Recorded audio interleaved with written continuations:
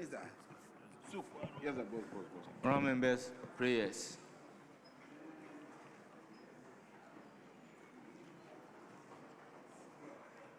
Almighty God, we humbly beseech thee to look with favor upon this Parliament of the Republic of Ghana. Grant that it may perform its high duty as in their sight. Give divine guidance to the President of the Republic. Endow members of Parliament and ministers of state with discernment and vision, integrity and courage, that through the labors of government, this land and people may be well and truly served, and their good purposes for the common human life be realized in our midst. O God, grant us a vision of our country, fair as it might be, a country of righteousness, where none shall wrong his neighbor, a country of plenty, where evil and poverty shall be done away with, a country of brotherhood, where all success shall be founded on service and honor shall be given to the deserving, a country of peace, where government shall rest on the will of the people and the love for the common good. Bless the effort of those who struggle to make this vision a living reality. Inspire and strengthen our people that they may give time, thought, and sacrifice to speed the day of coming beauty of Ghana and Africa. Amen.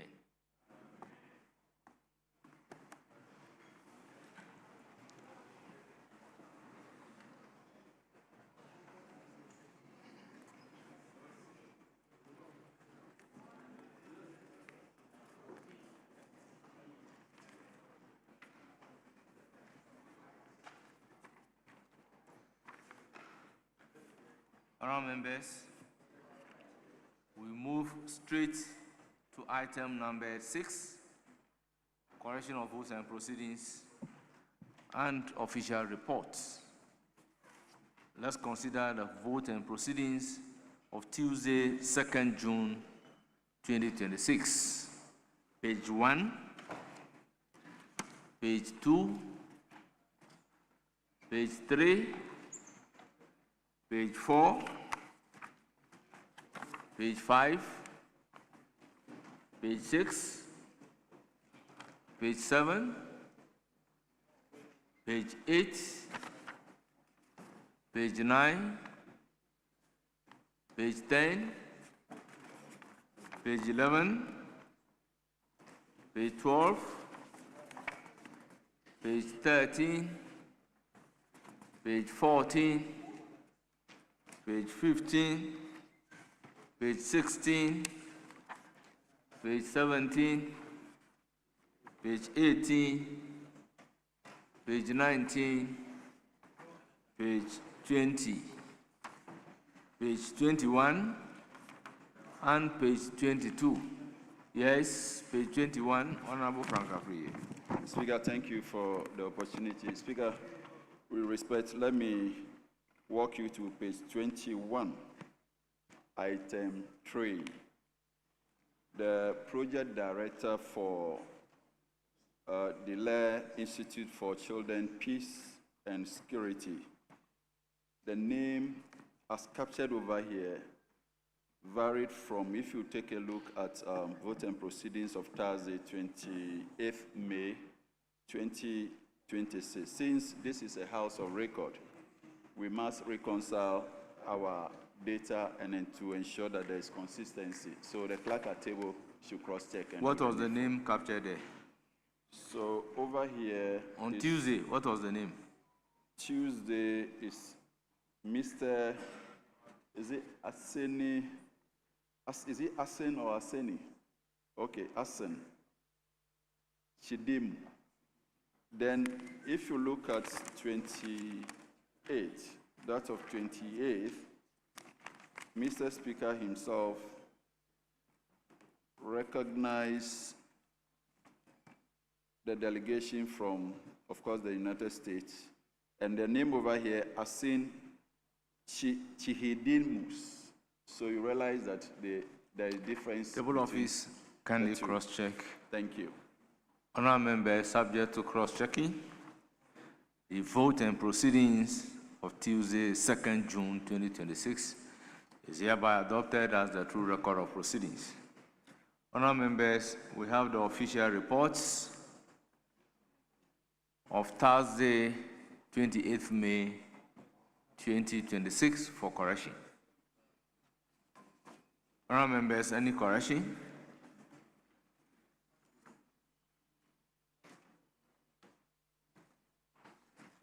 Yes, Honorable Frank Afriye. Speaker, thank you once again. Speaker, column 65, the first paragraph, sub-paragraph H. The word after honorable should be Rita. Honorable Rita Na Odole Soa. And then over here is written Honorable Right. So if the right could be deleted and then we set Rita. Thank you. Very well, table office, kindly take notes. Thank you very much. Any other correction?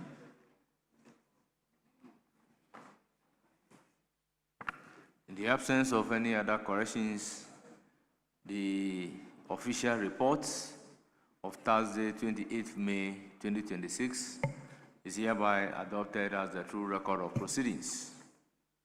Honorable members, permit me to acknowledge the presence of our revered guests. One is Secondary Takrady Metropolitan Assembly, led by Patrick Brempon, CA, as a presiding member. From Secondary, they numbered 41. We also have Corey Cretch and Crimson Down School, led by Daniel Kwaku Edu, administrator. They are from Esujaman. They numbered 83. We also have University of Mines and Technology, led by Sylvester Apia Dankwa, leader of Students' Parliament. They are from Takwa, Nsoyem. They numbered 34. Then we have Odonaye, Nkabum, Kuo. They are Gan West. They are led by James Nkansa, founder. They are from Amasama. They numbered 5. Then we have Ghana National Tailors and Dressmakers Association, led by James Nkansa, pastor, and they are from Trubu constituency. They numbered 45. Then we have Aswansi Technical Institute, led by Mr. Suleiman Dazi, school counselor. They are from Ebura, Asebu, Kwamankasi. They numbered 61. Honorable members, on your behalf, I welcome all of them to Parliament of Ghana and urge them to have a fruitful visit to Parliament. Yes, Majority Leader, do we go straight to questions?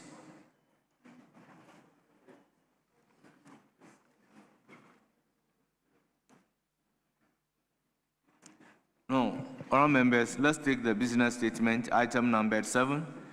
Business statement for the 4th week.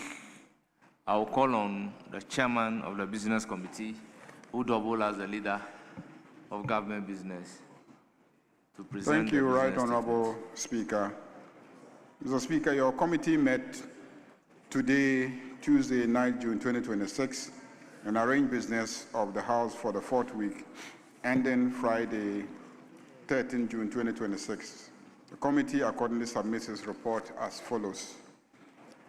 We have arranged that Right Honorable Speaker may read any available communication to the House in accordance with our practices.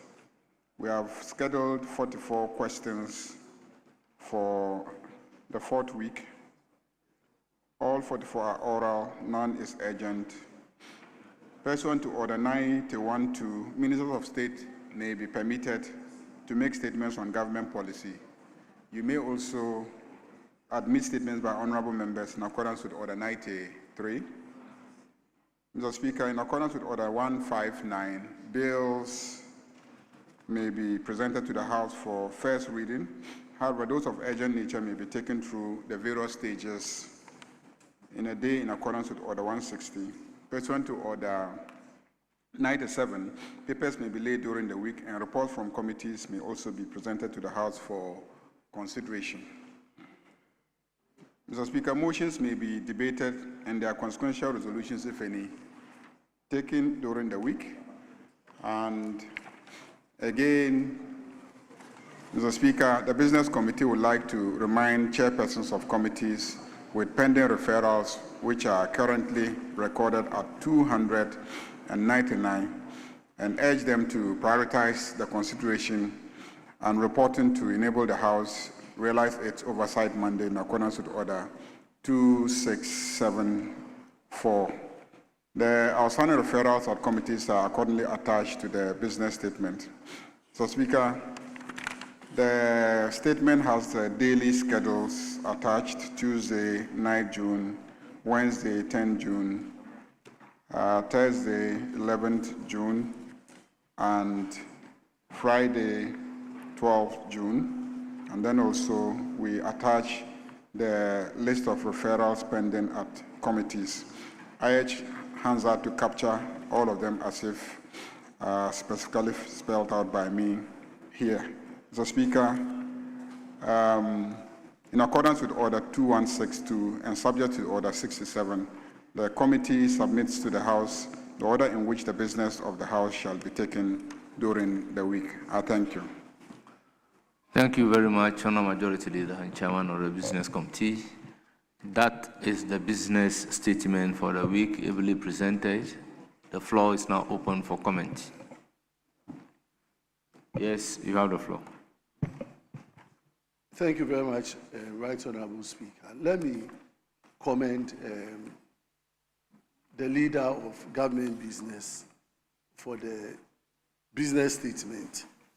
Mr. Speaker, I have some few concerns I want to draw leaders' attention to. First and foremost, I want to understand what is the strategy of leadership in dealing with the backlog of questions that members have tabled over time. Remember when we started this particular meeting, there is indication to the effect that we have in excess of 250 unanswered questions. The last time when ministers were penciled to come, unfortunately the minister was absent. We filed a couple of questions that require some answers. And so I would be interested in leadership telling us the plan so that we'll be able to deal with all the unanswered questions as tabled. Mr. Speaker, the second issue I want to bring to the attention of leadership, we have this national emergency, which is in the area of flooding, not only in Accra but across the country. I believe, of course, that we have statements to make. We can also ask questions for ministers to come and answer. But this House, as a parliament, I believe when we have such emergencies, between leadership and the sector ministers, there could be some interaction to let them come and brief this House on matters involving such crises like the flooding, so that at least we will know what government is doing and what the sector ministry is doing to combat the flooding and the challenges that Ghanaians are going through across the country. So I want to find out from the majority leader if he has done any engagement with the Minister for Works and so on to be able to give us a briefing on this particular flooding situation. I thank you, Mr. Speaker. Yes. Mr. Speaker, thank you. On referrals, I think on the Committee of Lands and Natural Resources, item 8, that we have 9 referrals that have been stated that we haven't worked on. But the item 8, that's the mining lease on lithium. We have already worked on it, and the report was presented, and Parliament rectify the list, but it's still appearing as if we haven't worked on it. I just want to draw the attention of the committee. Thank you. Thank you. Yes, Honorable Habib. Thank you. Mr. Speaker, I don't know what the minister responsible for communication and digital technology, I don't know why you are just behaving this way this morning. Is it the case that you didn't get the award or you couldn't pay for the award? Maybe if you couldn't pay for Honorable Habib, we are commenting on the business statement. Yeah, Please, Mr. Speaker, time is but the far minister, I don't know gone. whether he didn't pay Honorable for the Habib, award. time Mr. is Speaker, far gone. I'll move to the entire. Yes. I'll comment on the statement. Okay, Mr. Speaker. Mr. Speaker, Sammy, I don't know why. Whether you couldn't pay 50,000, why are you intimidating me? The Speaker have directed me. Let me work. Is it that you didn't have 50,000 to pay to get the award, and that's why you are not adjudged the best minister? I don't get it. And Mr. Honorable Speaker, Habib, you have been sitting here all don't the push time, me. Mr. Speaker. Mr. With Speaker, all due respect, don't push me in Mr. Speaker, asking you to resume your seat. the leader of government business, I think, Mr. Speaker, even MPs, we were judged. What criteria? We don't know. The leader of government business should be able to know. Honourable members, everything said by Habib Mr. up to this point is ordered to be expunged from the record. Majority leader, and I so direct. Okay, Mr. Speaker, majority leader, you know, last week and then the other week, there were comments from members to get the minister responsible for foreign affairs, even though I could see that the majority chief whip had a statement admitted on the xenophobic crisis in South Africa. You gave your word that we'll get the minister responsible for foreign affairs to brief us on this matter.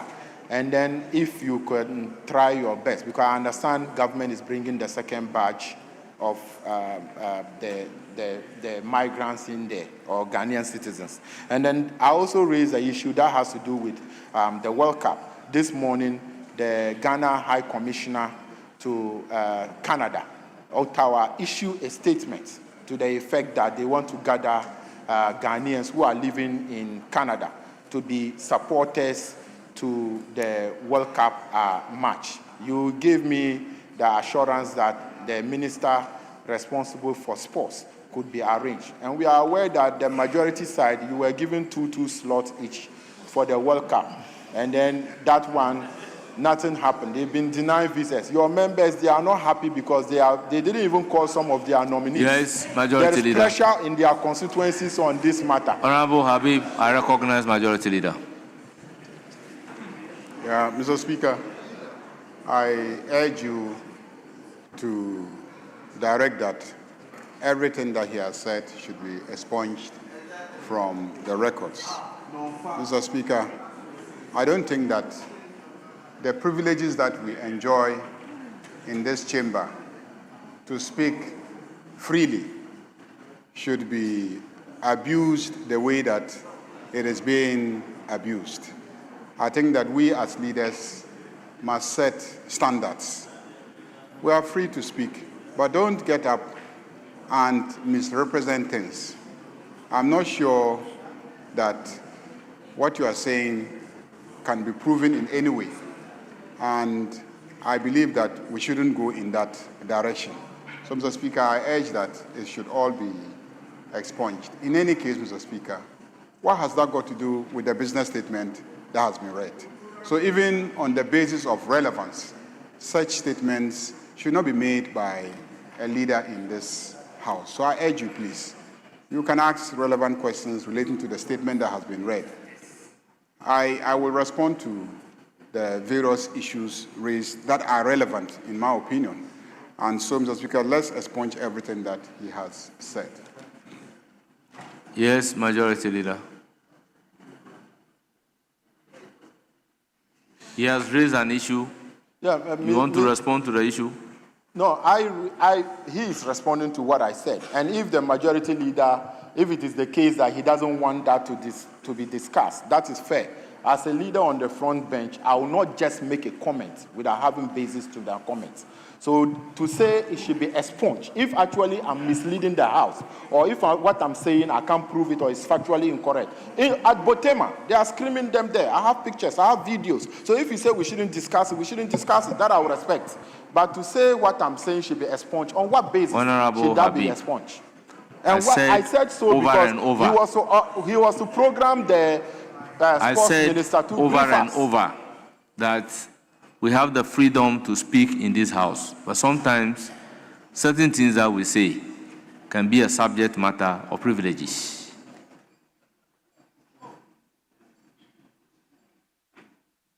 Mr. Speaker, I will move from that direction. That I will not be driven to that. Mr. Speaker, I'll move. Mr. Speaker, I'll move from that direction. But I still insist that this is not the first World Cup Ghana is participating, and at all given time, we have been briefed as a parliament by the minister.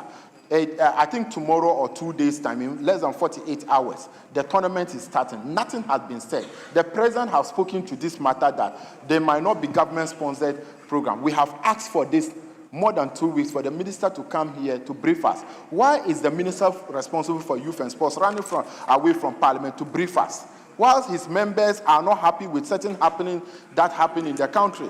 Can you humbly read Mr. Speaker, item number C on the business statement, page 1? Item number C on the business statement, page 1.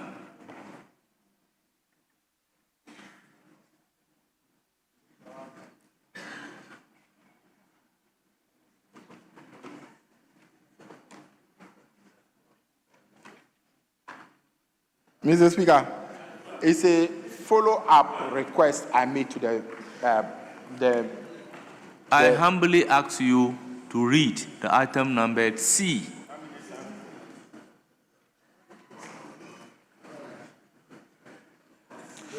Mr. Speaker, I don't think I need to read this. What I do know is that I will read. Mr. Speaker, pursuant to Order 91-2, ministers of state may be permitted to make statements on government policy. You may also admit statement by honorable members in accordance with Order 93. So it means that, understanding Order 91-2, ministers will be permitted to come to the floor of this house to come and make statements. So just oppose this with what you are placing on record. That's why I want you to read it. This is from the business statement read to us. Mr. Speaker, I have made a point, and I don't know if you could allow the majority leader. He's very capable. And what I am saying, at business committee meeting this morning, I preempted him. I told him about these matters before. At business committee meeting. You were not there, but he was there. And I told him about these matters that I'm raising on the floor. I raised it at business committee meeting this morning. So what I'm saying is that, Mr. Speaker, the minister owes us a duty to brief us as a Ghana preparation for the World Cup. We have not been briefed. The players are already in, they've already gone for the World Cup, and we have not been briefed. And you think that this is a matter we must not know? We are aware that government have procured 1,000 tickets from GFA. We are aware.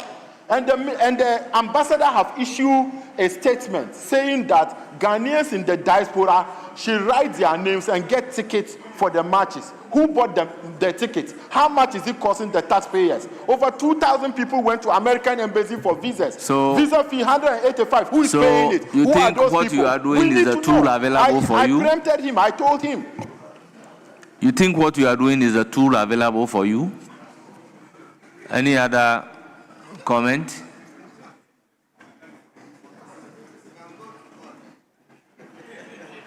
Any other comment?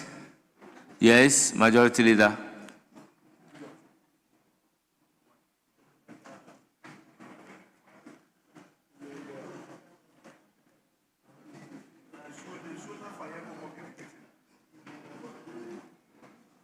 Right Honorable Speaker, one of our colleagues drew our attention to an item in the schedule in page 8 of the list of referrals, the box 6, item 8 of that, mining lease agreement between the government of the Republic, represented by the Ministry of Lands and Natural Resources, and Barari DV Ghana Limited for the mining of lithium and other minerals at Mankasim. So, the honorable member says that the committee dealt with it, and this House has disposed of the matter, and therefore it is wrong to keep capturing it. So, if you can take that out of the list of referrals. Backlog of questions. I think our strategy is to have added an additional day, Mondays, dedicated to questions. Business committee made that recommendation, but it came up against stiff opposition on the basis that Mondays are when most MPs return from constituency visits. And so it might not be a convenient date for scheduling questions. So what we'll do is to load as many questions as possible per day and then have as many questions as possible answered. The Minister for Works, Housing, I believe that, like I have always said, first and foremost, the tools available to us in this House is to ask urgent questions. If you really want a minister here on an urgent matter such as the issue of flooding, you can ask an urgent question. The decision of ministers to come and then brief the House is an entirely voluntary, exercise. The minister has to be interested in coming to brief the House. If the minister thinks that there's some policy issue that needs to be communicated to the House. If a minister doesn't think that there's any new policy issue that should be communicated to the House, and there's a situation and we want the minister in, we have to ask the minister a question, an urgent question, to draw the minister here to come and answer the question.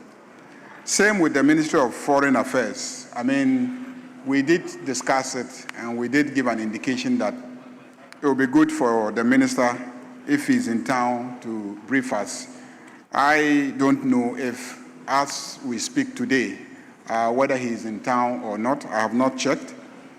But I believe that if you have monitored the media space, you will see all the efforts that government has made to assist our nationals in South Africa to return. And that has been transparently done, openly done, and is being captured openly by our media houses. The Ministry of Sports and Recreation, I also want to indicate that it's up to the minister if he thinks there's any thing that he wants to come and brief us about, to come and brief us. And if you feel strongly that there's something that the minister must come and answer to, again, as I've indicated, we can always ask the ministers very urgent questions. And if we ask them, I'm sure they will come and answer those urgent questions.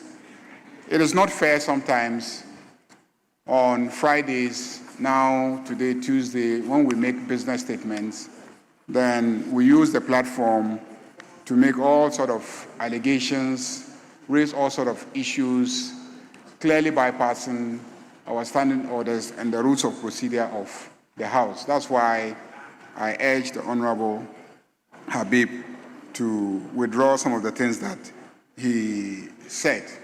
I'm not saying that he cannot say that people are being interviewed for visas and etc., but to accuse the minister of having allocated, slots and etc., I think that is really not appropriate for him to state in this chamber. That is the part that I have issue with.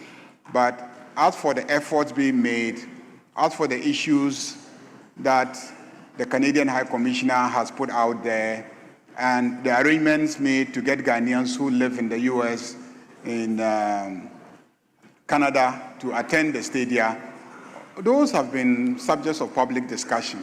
And indeed, the president himself had given a clear indication that it is more economical for us to invest in Ghanaians living in the US and Canada, because as you indicated, yesterday I was listening to CNN and I think BBC, and it was reported that a Somali referee who has been scheduled by FIFA to officiate at some of the matches was denied a visa by the US government. That is a referee who is officiating at a match at the World Bank, the World Cup, and the US government has refused to issue a visa. So the issuance of visas are not matters within the competence of our government to answer. So if you come and say that the Foreign Affairs Minister should come and brief you on matters like that, what is he going to come and tell you? To assure you that you must get visas when you apply for them? Or what do you expect the Foreign Affairs Minister to come and brief this House about? But like I've indicated, you can ask questions. When you ask questions, the ministers will come and answer if the Right Honourable Speaker admits those questions. So, Speaker, I believe I have responded to the issues raised by colleagues and urge the House to adopt the report so that the items indicated therein will constitute the business of the House for the 4th week. Yes, Minority Leader. Very well. Honourable members, the business statement as presented is accordingly adopted. We move to the next item, that is questions time. Honourable members, the Minister responsible for Communication, Digital Technology and Innovation is dutifully seated to provide answers to questions. I will then call upon Dr. Zanato Ajiman Rollins to ask the question numbered 694.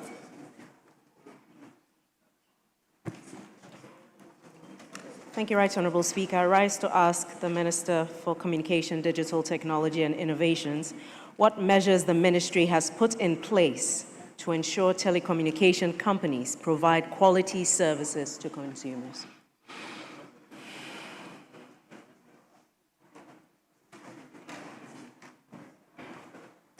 Yes, Honourable Minister. Thank you, Right Honourable Speaker.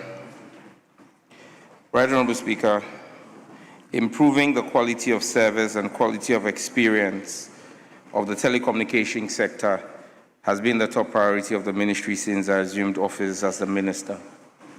Towards achieving this goal, the ministry, through the regulator, has made additional spectrum available to mobile network operators to host more network capacity and improve service quality. Also, quality of service obligations of the MNOs have been revised, and there is a stricter monitoring and enforcement quality of service regime put in place. Additionally, the NCA has requested the support of the Ministry of Local Government, Chieftaincy and Religious Affairs to make land available through the MMDAs for the siting of telecommunication towers. Mr. Speaker, to overcome the indiscriminate destruction of fiber optic cables, Mr. Speaker, I need to seek guidance from him. Just address me. He's please, me. Please address me. Mr. Speaker, to overcome the indiscriminate destruction of fiber optic cables, the proposed amendment of the NCA Act, which will come before this House, has made provisions for punitive actions against entities and individuals who destroy fiber optic infrastructure of telecom companies. But, Mr. Speaker, it's also very important that I put on the record that the network challenges we face are as a result of almost 10 years of neglect in putting in the requisite infrastructure. And Mr. Speaker, I would use the biggest telecom company to put the records before the House. In 2016, under the NDC, MTN built 134 new sites. In 2017, they built 352 new sites. In 2018, they built 300 new sites. In 2019, 352 new sites. In 2020, 200 new sites. 2021, 120 new sites. 2022, 343 sites. 2023, 350 sites. In 2024, they built 30 sites. In 2025, 50 sites. Mr. Speaker, on the average, that is an average of 223 sites per year. But the growth in demand far outweighs that investment. Mr. Speaker, under this administration and this year, we've given a directive that an MTN is complying with 800 new sites compared to what has always happened. Telecel is doing 350 new sites. So we are hoping that by end of year, we'll have 1,150 new sites, which should improve the quality of work. Mr. Speaker, we're fixing a decay of 10 years. It will take some time, but we're hopeful that it will be fixed. Thank you. Honorable Zanato, any supplementary question? Yes, Honorable Speaker. Could the Minister shed some light on what accounted for the sharp decrease in the number of sites in 2024 and 2025? Yes, Honorable Minister. Mr. Speaker, from what is available to me, it was simply poor enforcement from the regulator at the time. The regulator now is on top of his job and ensuring that the telecom companies invest to match the growth in the network.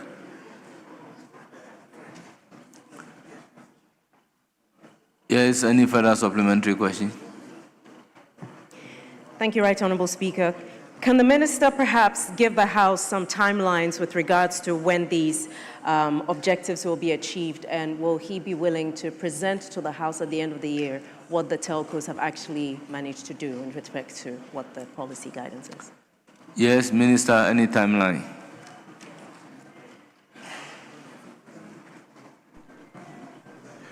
Right Honorable Speaker, the 800 sites that MTN is working on, a number of them have already started. Their site acquisitions have been done. A number of them have actually come up, and the regulator is working with them. The timelines that we've given ourselves at the ministry and the regulator with the network operators is by end of year. And so, Mr. Speaker, I can commit to come and report to the House before the House rises in December on the total number of sites, and we will break it down regionally and per constituency. The 800 sites that MTN is supposed to build will report to the House. But, Mr. Speaker, may I seek your guidance on a matter related to the questions? I received notice from Parliament in March to respond to some questions, and you remember I came here that day to answer the questions. Unfortunately, that's the day that the minority leader gave his famous proverb, and we couldn't answer the questions. I was filed or scheduled to answer them yet last week. I was on official assignment. The majority leader made it known to the House that I was on official assignment.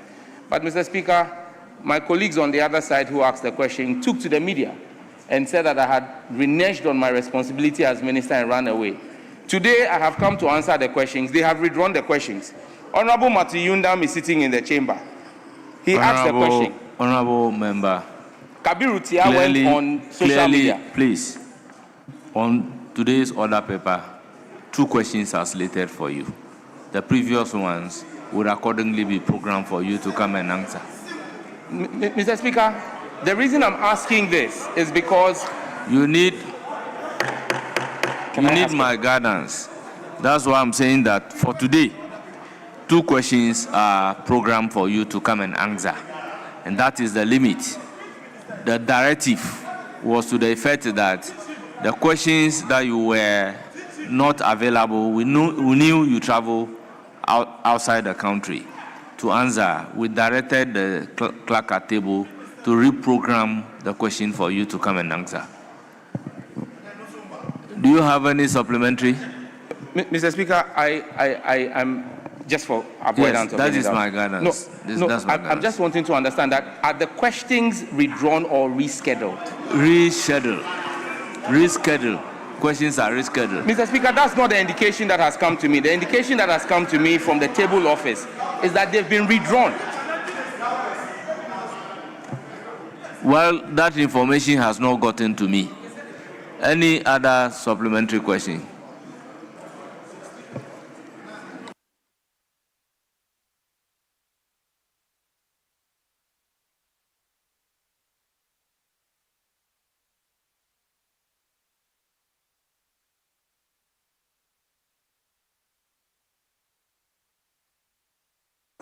Yes, Majority Leader. Mr. Speaker, this morning at Business Committee meeting, the Honorable Habib informed me that they had withdrawn the question, not rescheduled the question. And the beef of the minister is that this same question, friends on the other side went on social media, on traditional media, accusing him of running away from answering the question. And the question was scheduled for this morning. And then he came to answer it only to see that that question has been withdrawn. And so I believe that it goes to the way that we as parliamentarians conduct ourselves. If you've asked a minister a question and then you go out there and accuse him of running away, he comes to answer the question, then you say you have withdrawn the question. That is what the minister is complaining about. Majority Leader, the direction given was that the question should be rescheduled. The notice of withdrawal of those questions have not been communicated to me.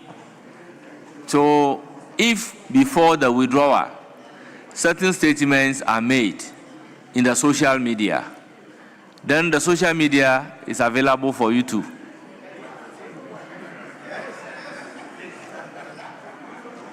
Do you have any more supplementary question? Honorable Zanato,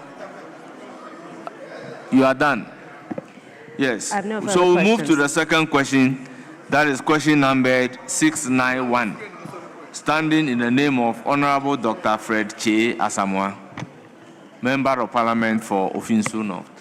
Mr. Speaker, I come under Order 88.3 with the permission of my colleague, Doctor, and with your kind permission to ask the question on his behalf. He cannot permit you. I have his authorization. Very well. Thank you, Mr. Speaker. Then you are permitted to now ask the question. Thank you, Mr. Speaker.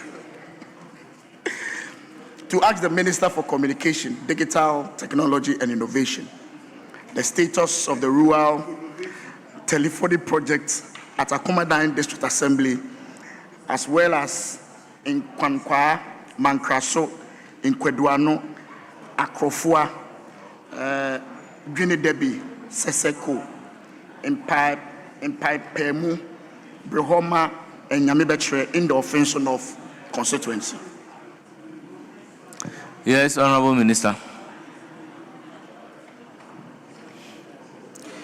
Mr. Speaker, stated below are the status of the rural telephony programs or projects of the communities mentioned in the Akumadan district. In Kwandano, this site is operational and passing traffic.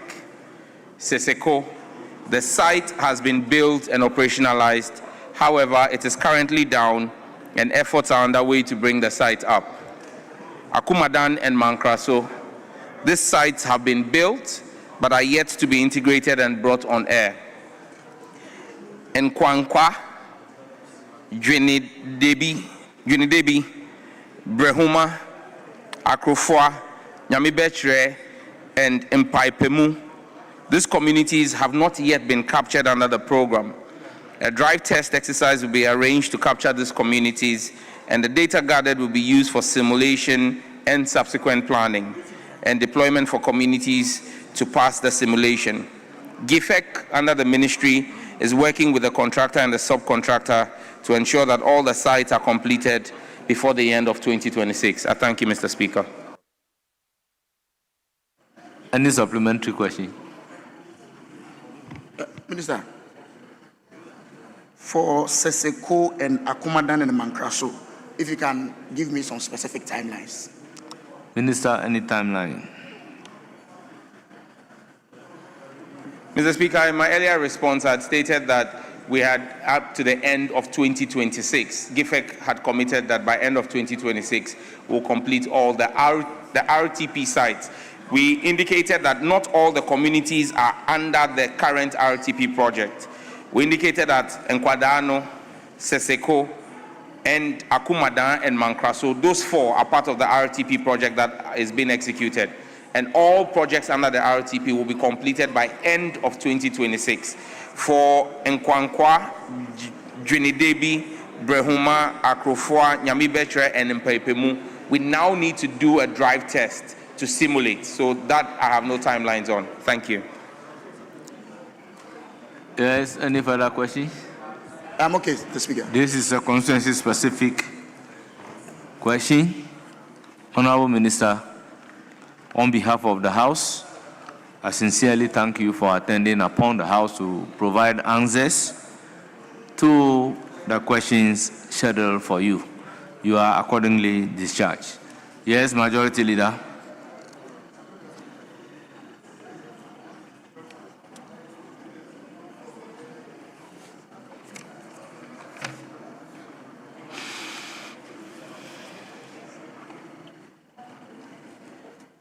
Mr. Speaker, I think we will just lay some papers and then we'll do a statement. So, with the indulgence of my honorable colleague who has a statement that he wants to make, if he would grant us leave, Mr. Speaker, we have just 3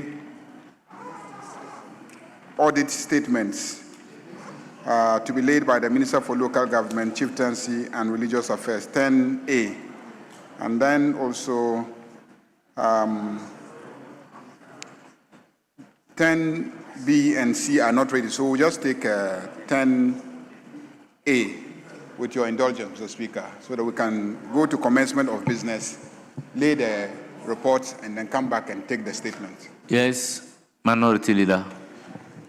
Mr. Speaker, the Majority Leader's request is not complete, even though we don't have any problem. But who is going to do it? He did not give that indication. But we don't have any problem with us doing this business. But who is going to do that? Because I can't see the minister responsible for local government in the chamber. So why are you jumping the gun? Wait, if you get there, you will see whether he will make the relevant applications or not. Mr. Speaker, he will come to plead now with the us application to is to vary the order of business. Mr. Speaker, we don't have any problem. Very well. At commencement of public business, presentation of papers. Yes, Majority Leader. Mr. Speaker, indeed, it is the case that the Minister for Local Government, Chieftaincy and Religious Affairs is not readily available to lay these papers. So I will crave your indulgence for the Minister for Communication, Digital Technology and Innovations, with your indulgence to lay the report on behalf of, the papers on behalf of the Minister for Local Government. Yes, Minority Leader. Mr. Speaker, I was thinking that the Majority Leader will bring his award-winning ministers to do this business on his behalf. Why Sami didn't get an award and you rather want him to do that? But Mr. Speaker, we don't have any problem. But next time, bring your award-winning ministers to do this business on your behalf. Yes, Majority Leader. Mr. Speaker, looks like Honorable Idrisu Habib Alhaji is not happy because he didn't get an award. Mr. Speaker, please, can you arrange an award for him so that this House can conduct business smoothly? Very well. Yes, Honorable Minister. Item numbered 10A I.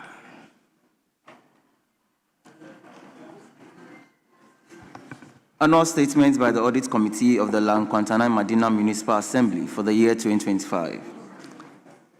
Honourable members, the report has been duly presented. It is referred to the Committee on Local Government and Rural Development for consideration and reports. Item numbered 10A II. Annual statement by the Audit Committee of the North Dai District Assembly for the year 2025. Honourable members, the report has been duly presented and it is referred to the Committee on Local Government and Rural Development for consideration and report. Item number 10A III. Annual statement by the Audit Committee of the Asunafo North Municipal Assembly for the year 2025. Honourable members, item duly presented and it is referred to the Committee on Local Government and Rural Development for consideration and report.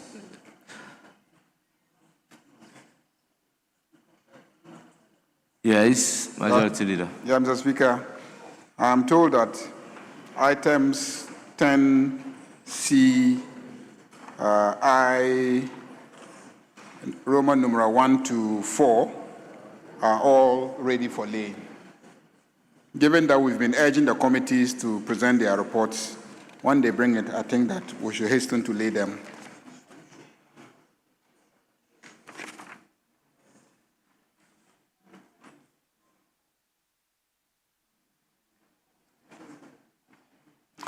Very well. Item numbered 10C, Chairman of the Committee. Can we lay all together?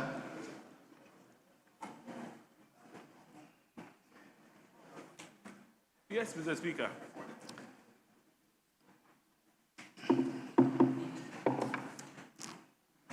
Report of the Committee on Defense and Interior on the annual statements by the Audit Committee of the Ghana National Fire Service for the year 2024. Report of the Committee on Defense and Interior on the annual statements by the Audit Committee of the Ghana Prison Service for the year 2024. Report of the Committee on Defense and Interior on the annual statements by the Audit Committee of the Gaming Commission for the year 2024. Report of the Committee on Defense and Interior on the Audit Committee report of the Ministry of the Interior for the year 2024. Honourable members, the reports numbered item 10C, 1 to 4, have all been duly presented and they are for distribution to honourable members. Yes, Majority Leader. Mr. Speaker, we can come back to statements. Very well. Honourable members, by the agreement to defer the conclusion on item 9A, we then move to item 9B, standing in the name of Honourable Alexander Kwamina Apanyo Makin, Osahin, Member of Parliament for Ofutu. You have the floor.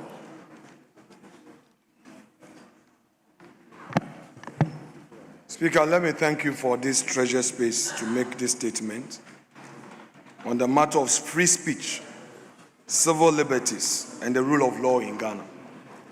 Speaker, there are moments in the life of a nation that demand more than politics, moments that call upon us to speak as custodians of something sacred.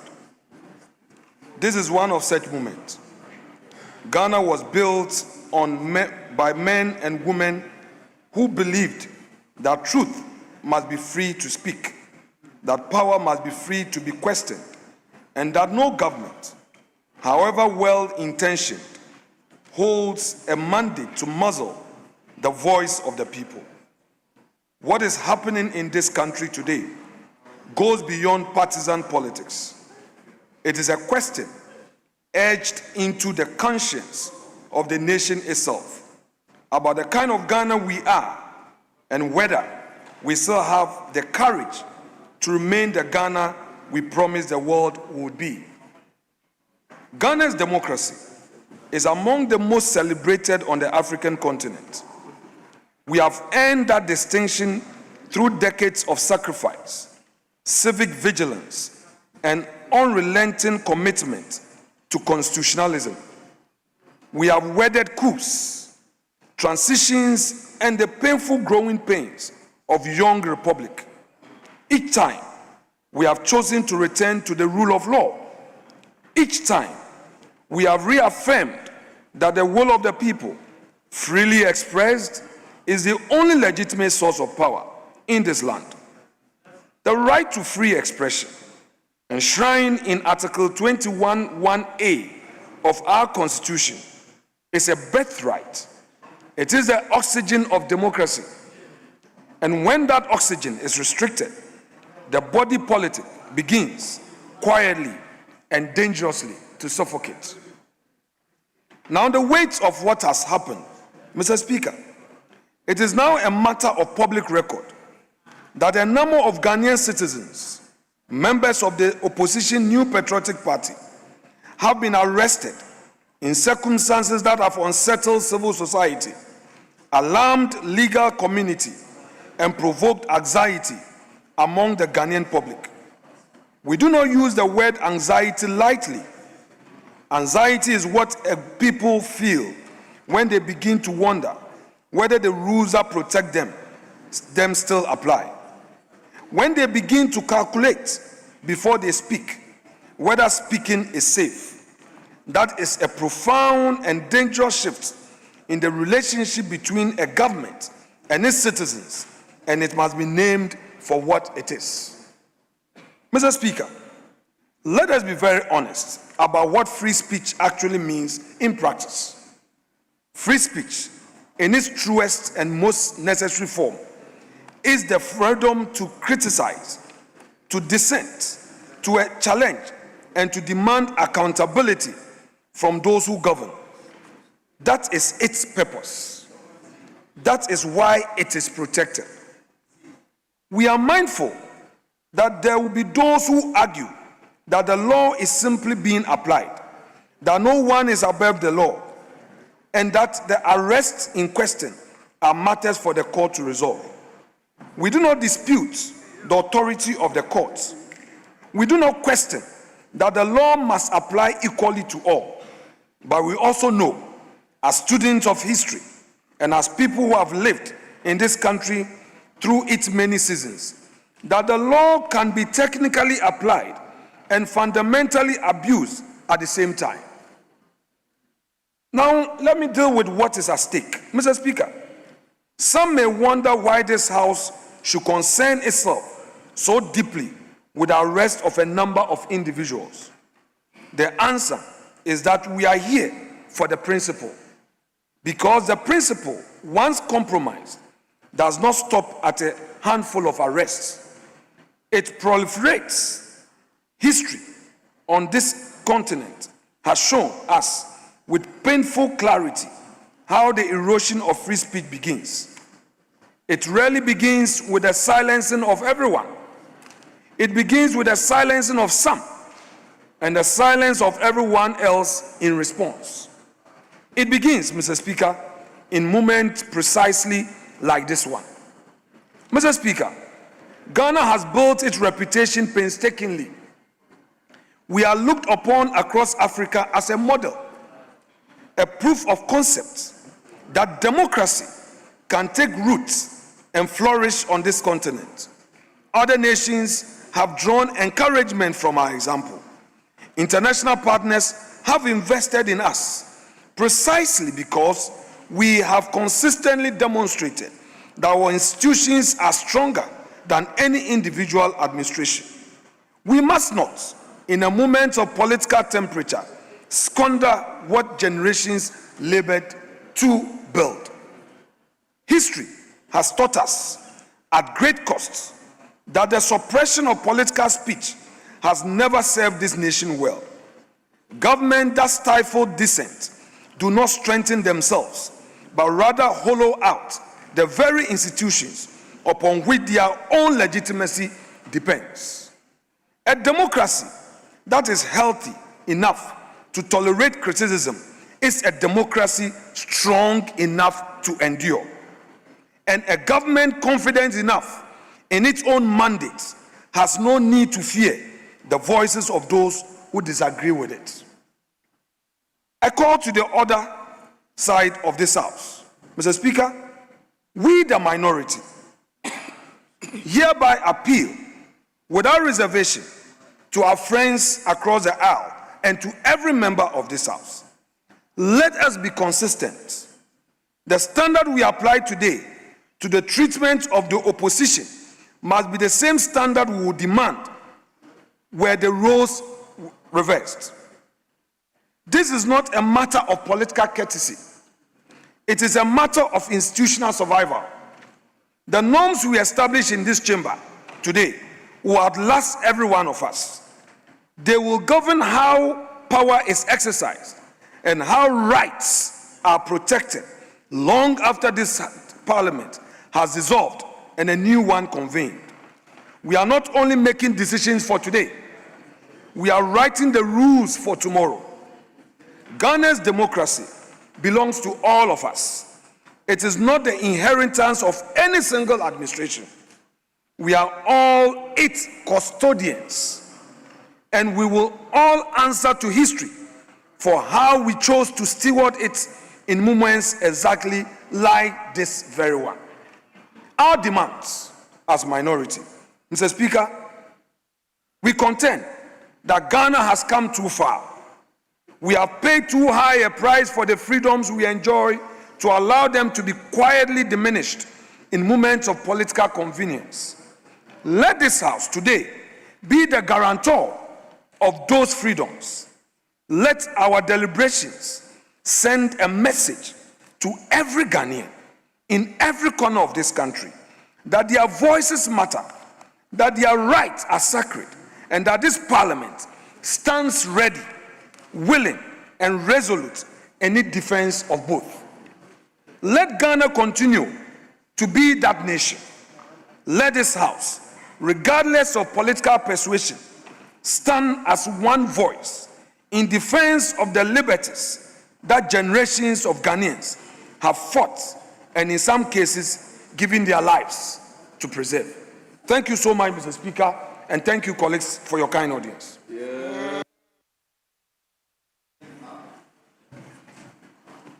Yes, we, majority and minority, we agree on 2-2. Is that still standing, Majority Leader? Yes.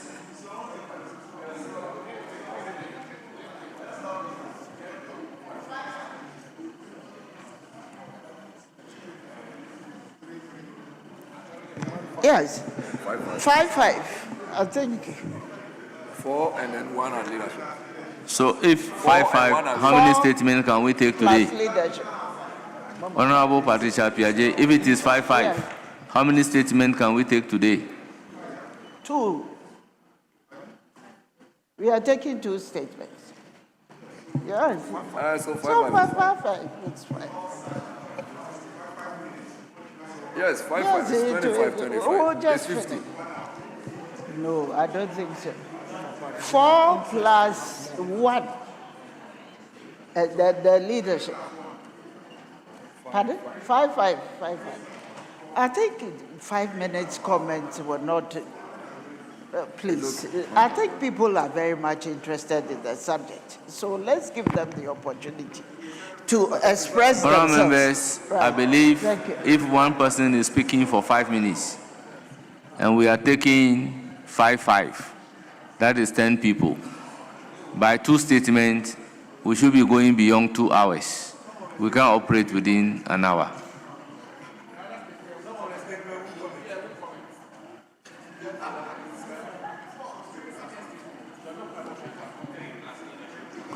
So 3 plus leadership. Yes, We don't have any objection. Very well. Honorable Sam George, you have the floor. You are speaking for 5 minutes. Thank you very much, Right Honorable Speaker, and I want to thank the Minority Leader for Timekeeper. the statement that he has made.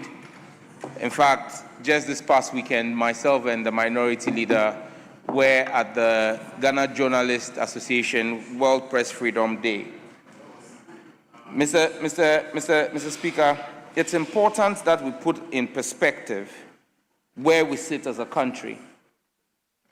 Ghana ranked 39th out of 180 countries in this year's World Press Freedom Day, and number 4 in Africa.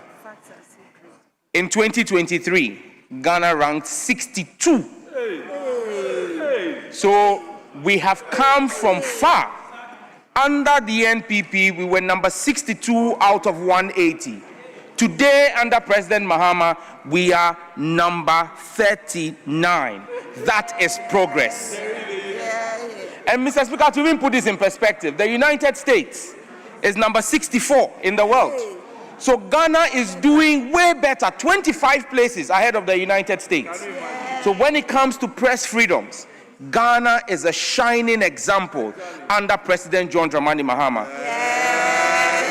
President Mahama, and this is not by Sam George, this is by Reporters Without Borders. Mr. Speaker, President Mahama is a president under whose tenure no journalist has been killed. We cannot say that about the immediate past NPP administration. Ahmed Swale is a blot on our national history under the NPP's administration. Under President Mahama, no journalist has had to travel out of this country out of fear for his life. Manasseh Azuri Awuni ran away under the NPP. We are in a better place.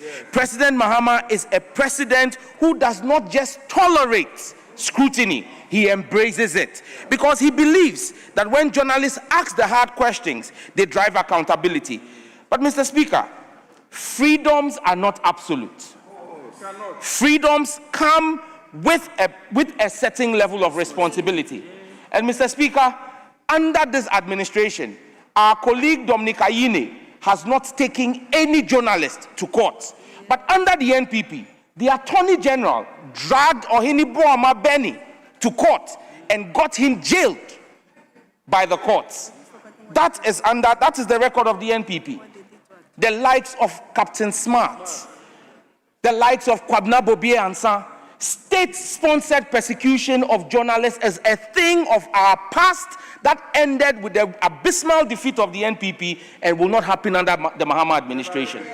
Mr. Speaker, I am happy that in the statement, the Minority Leader says, and I quote, "We do not dispute the authority of the courts." That's very telling, because just a few days ago, he said he would disrespect a circuit court judge, and he will repeat it and disrespect that judge. I am happy that today he has come to respect the authorities of the court. Keep his time. Let me recognize Honorable. Mr. Speaker, with respect, you have a reputation of calling people to order when they go outside of the rules. Mr. Speaker, with respect, the colleague is misquoting me for his own convenience. I would want to urge upon you to direct him to withdraw that aspect of the submission. Mr. Speaker, if he wants to refer to a statement I've made, he should read it in full. What he has said is not what I've said. That is my submission to you. Yes, Honorable Minister, take note, do the needful. Right Honorable Chair, I paraphrased the comments of the Minority Leader, and he said... Please just do the needful because of the time. Which is to he said what he said. That was not what he said. He's insisting you read his statement in full. Right Honorable Speaker... And reading that statement in full would have taken all your time. Yes, so just withdraw and let's make progress. Right Honorable Speaker, if you ask me to redraw that, he who alleges must prove. The burden of proof is on him to show that what I have said is not what he said.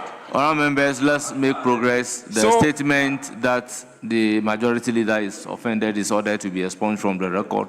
Let's make progress. Mr. Speaker, again from his statement, he says we are writing the rules for tomorrow. Today's rules were written yesterday. And so let us be clear that everyone has a responsibility. We would respect the rule of law.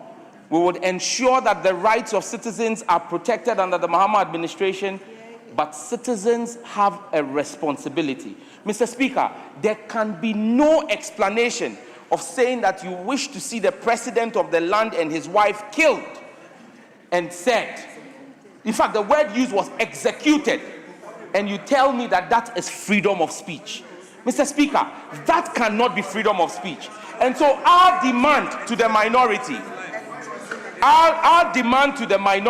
Mr. Speaker, is for them to be circumspect in their choice of words, to call for the execution of the first gentleman of the land and his wife.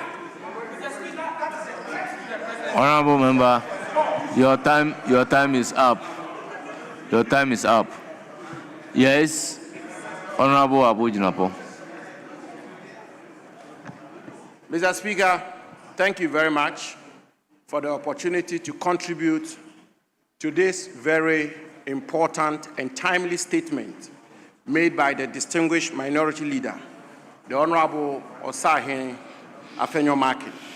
Mr. Speaker, let me just say very clearly and strongly that when you listen to the statement read by the minority leader, Mr. Speaker, the minority leader sought to rise above partisanship and put before this House a matter of national concern, which, Mr. Speaker, I will say has been an issue government after government have been seeking to deal with, the issue of press freedom and freedom of speech.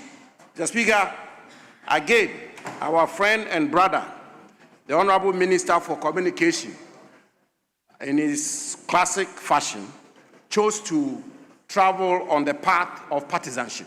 Mr. Speaker, with the greatest of respect to the Honorable Minister, given that he's the minister responsible for communication, one would have most respectfully expect, Mr. Speaker, that he will approach this subject in a manner that the minority leader did, be non-partisan, and let us interrogate the issue of press freedom and free speech. Mr. Speaker, the examples he gave under President Akufo-Addo are examples that all of us have to continue to interrogate. And the issues that the minority leader raised on this floor, which were not too long ago on the 6th of this month, 2026, reported by reputable international media organization Al Jazeera, is a matter that we will continue to deal with.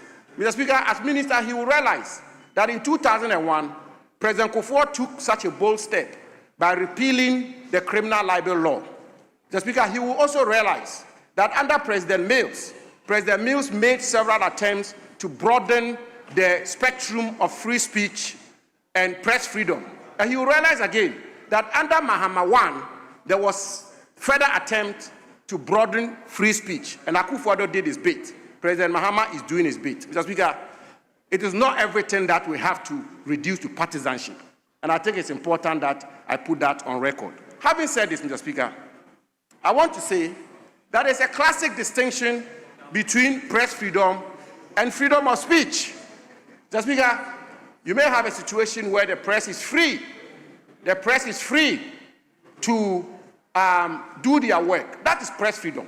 Mr. Speaker, there is a distinction, there's a gulf. It's like day and night between press freedom and freedom of speech. And what the minority leader sought to deal with was freedom of speech. Unfortunately, what our Honorable Minister for Communication went, the tangent he went was press freedom. These are two different things. Mr. Speaker, and freedom of speech is so fundamental. Freedom of speech is so fundamental. Mr. Speaker, I'll give an example where sometime in 2010, President Obama, an American citizen, broadcasted publicly that he was going to ban a holy book, one of the holy books of the major religion in our world, as a sign or a demonstration of freedom of speech, and the consequences would have been catastrophic for American foreign policy and American interests. The president did not have him arrested. The president actually invited him, coaxed him, and persuaded him, Mr. Speaker, not to go on that path of freedom of speech. Mr. Speaker, it's also important for me to make this point. Mr. Speaker, when people infringe on freedom of speech, when they abuse freedom of speech, Mr. Speaker, in many cases, the redress is not to arrest them and take them to the criminal justice system. The redress is when your reputation is injured, and when you feel your reputation is injured, even if you are the president, your redress is to take the civil path of defamation. So, Speaker, I want to conclude by referencing a portion of the statement by the minority, and I quote him. He says, "Ghana's democracy belongs to all of us. It is not the inheritance of any single administration. We are all its custodians, and we will all answer to history for how we choose to steward it in moments exactly like this." And I quote, Mr. Speaker, when you're on this side, the right-hand side of the speaker, sometimes these kinds of abuses are accepted. But when you're on this side... Honorable member, your time is up. Yes, Honorable John Jinapo. Mr. Speaker, let me thank the minority leader for bringing this issue to the fore, because it gives us the opportunity, first of all, to set the record straight.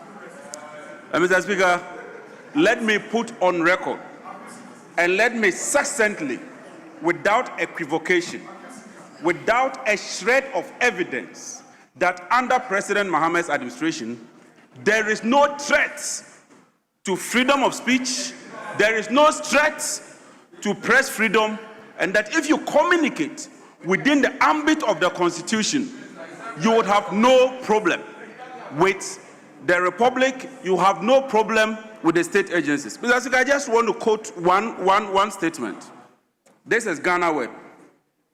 Mr. Speaker, young woman arrested for threatening President Mahama. Mr. Speaker, when you threaten the president, even in the most advanced country, even in the most democratic country, it's incumbent on the security agencies to invite you, pick you up, or act in accordance with law. And that is exactly what has been happening. Mr. Speaker, I recall, Honorable E.T. Mensah, a member of parliament, a former minister. He did not threaten the president. He did not threaten the state. All he said was that it has worked. No, that is it. It has worked. In Ghanaian parlance, No, not picking. He was picked. After stating that or it has worked, he was picked up. True or false? Jijote. You recall Jijote? She was arrested under President Kufuor. You recall Kwaku Anyido? That day when I went to the police headquarters, I was beaten mercilessly. I had to run away. So please don't create this impression as if President Mahama has become president and all of a sudden heaven has broken loose and people are arrested left, right, and center. That is not the case. That is not the case. I side with the minority leader that as parliament, we should encourage press freedom, we should encourage freedom of speech, but freedom of speech is not tantamount to threatening the president. Please, I'm not even interested in stop insults. the time for John Jinapo. Yes, minority leader. Speaker, with respect, the Honorable Minister for Energy and Green Transition is so well respected by this House. Mr. Speaker, for him to go on public record to say that he was beaten mercilessly. Mr. Speaker, no, Mr. Speaker, Mr. Speaker, Mr. Speaker, Mr. Speaker, Mr. Speaker.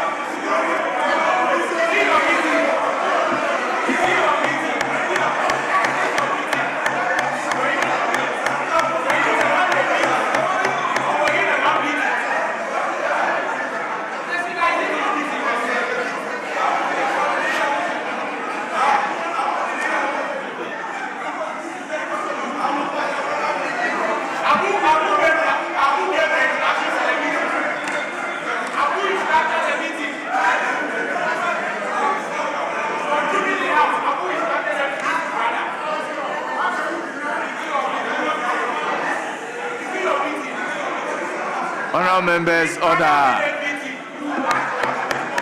Honourable members, order. Yes.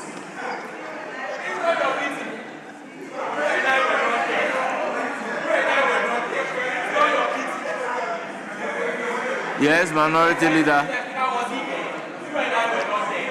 Yes, minority leader. Mr. Speaker, I repeat, Honorable Honorable John Jinapo.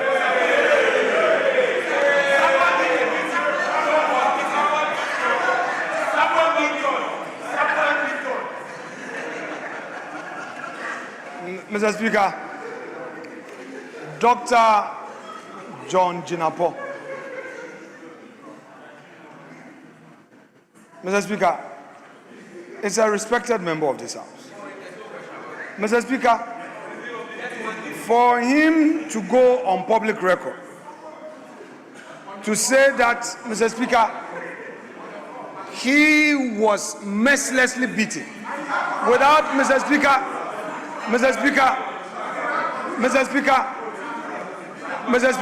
without giving details, Mr. Speaker, without giving such details. Mr. Speaker, now, question. If he was beaten mercilessly, Mr. Speaker, this is a public record, and he's a Minister of State. We've all been in this chamber. And, Mr. Speaker, I was in this house, he came to meet me. In this house, Mr. Speaker, we never had this matter in this house. Mr. Speaker, two, Mr. Speaker, that the Honorable Samuel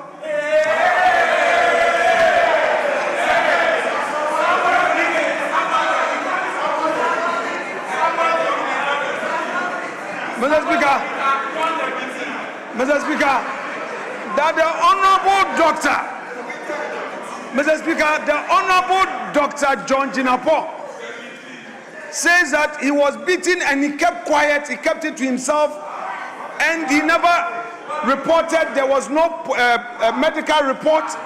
The matter never came to this floor, even as a member of parliament.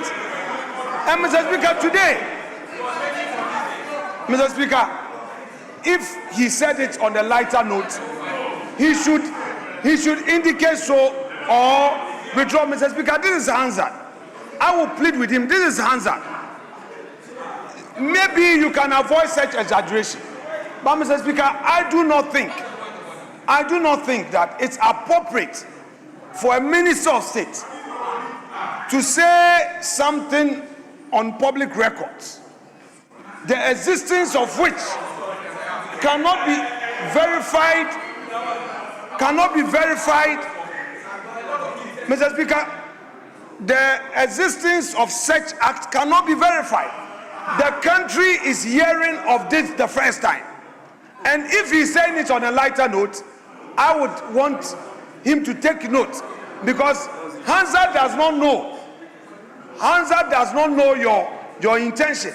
Hansard would only record the words. So, Honorable Dr. John Jinapo, I beg of you, I cannot direct you to withdraw, but I beg of you to do the needful.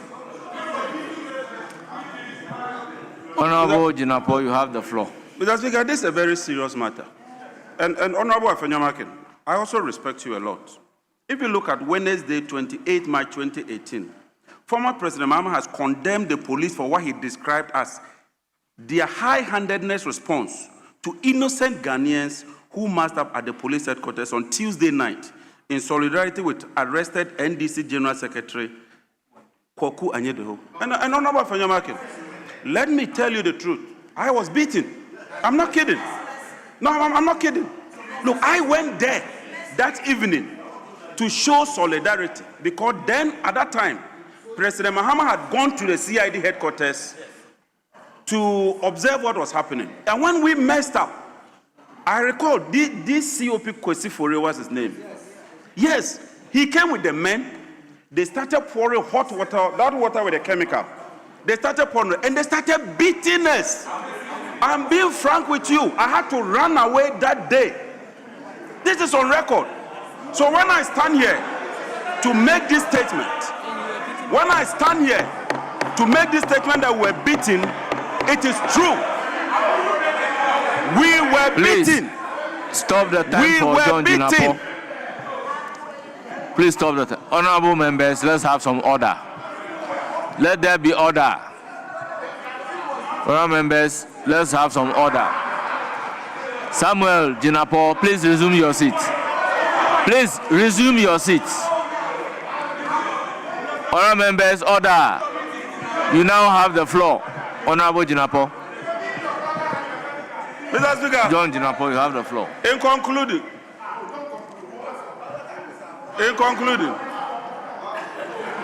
please, you have the floor. In conclusion, you are eating into your time. I want to conclude. Mr. Speaker, President Mahama will go on record as one of the most tolerant presidents ever in the history of this country. And I commend President Mahama for his patience, for his fortitude, and for his determination to serve this country. On this note, Mr. Speaker, I want to make it clear that whilst you have the right to speech, whilst you have the freedom to speak, you do not have the freedom to threaten the life of the president. Thank you very much, Right Honorable Speaker. Yes, Honorable.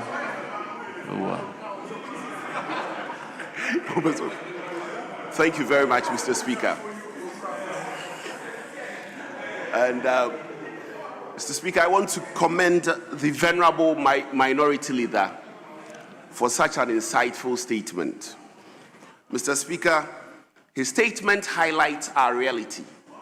Our reality is one of abuse of the powers of arrest and indeed the court's power or discretion to grant or refuse bail in respect of cases involving persons alleged to have spoken in a manner that... Honorable member, matters within the judiciary, let it lie there. Please. Mr. Speaker, indeed, that is our reality. On the 29th of January 2026, the Ghana Journalists Association, in a press conference, raised alarm over escalating attack and threats against journalists. That is our reality. Mr. Speaker, not long ago, a respected journalist in this country, my learned colleague, Samson Ladi Ayenini, commented on the use of Section 208 of the Criminal Offences Act. Mr. Speaker, in dealing with people for exercising their right to free speech. And in his estimation, he estimated that in the last 17 months alone, in the last 16 months alone, 17 people have been arrested on the pretext of acting contrary to Section 208, that is, having exercised their right to free speech. They were arrested, Mr. Speaker, for having acted contrary to Section 208, just by speaking. Mr. Speaker, that is our reality. Mr. Speaker, in fact, there is really a reality that we need to look at. The reality is that our circumstance clearly flies in the face of the preamble of the 1992 Constitution. It flies in the face of it. Mr. Speaker, when you look at the preamble of the 1992 Constitution, in our solemn declaration to adopt this Constitution, we swore to protect and preserve the fundamental human rights and freedoms of our people, which includes Article 21. Mr. Speaker, what is even sad in this matter is that when these people are arrested, badly as it is, mostly the charges, very respectfully, are not supported by the facts. We can pardon the police because one would say that they do not have the training of lawyers. But what about the courts? What about the courts? For misdemeanors, people are now being remanded in this country. And we are not alone complaining about this. Persons, very respected persons, Mr. Speaker, from the side of the majority have also complained. The Right Honorable Haruna Idrisu complained about the manner in which this matter is being dealt with. The Interior Minister has also complained. Mr. Speaker, we are not alone, and we are inviting our brothers to join us. It doesn't matter how many people, even if one person is dealt with wrongly and contrary to the law, Mr. Speaker, it is wrong. And we need to correct that as a house. Free speech is the ordinary Ghanaian's tool for holding political power to account. Mr. Speaker, ours is protected in this chamber by the Constitution. And so, Mr. Speaker, if their speech, their right to free speech is being curtailed through intimidation and frequent arrest, their right to hold politicians to account is being taken away from them. And that, Mr. Speaker, cannot be pardoned. Mr. Speaker, in conclusion, it is sad that unless our brothers join us in fighting this, there's the propensity that the president risks going down in history as the president under whose tenure innocent people were arrested and remanded just by exercising their right to free speech. And that, Mr. Speaker, will not be good for the president. Mr. Speaker, this is my submission. Yes, honorable member. Thank you very much, Mr. Speaker. Mr. Speaker, I want to also commend the maker of the statement for bringing out this topic for all of us to judge on. Mr. Speaker, let me say that the Constitution, as rightly quoted by my friend, states that the sovereignty of Ghana resides in the people. The sovereignty of Ghana resides in the people. And the preamble says that in the exercise of our natural and inalienable rights to establish a framework of government which shall secure for ourselves and posterity the blessings of liberty, equality of opportunity, and prosperity. Mr. Speaker, this Constitution gives us that right to exercise whatever we have to do in the state for the benefit of ourselves and for the benefit of posterity. Mr. Speaker, I was expecting that instead of talking about free speech, we should talk and hammer on irresponsible speeches. These are the speeches that we should, as a people, as leadership, rise and speak against. Because this is something that, Mr. Speaker, you heard my learned friend talking about the fact that innocent people. It is these people who see themselves as innocent who are churning out hate speeches, churning out irresponsible speeches, and they get people to support them. My Lord, reading the statement of the minority leader, it reminded me of the Whig historians who were willfully one-sided in coming out with their historic facts.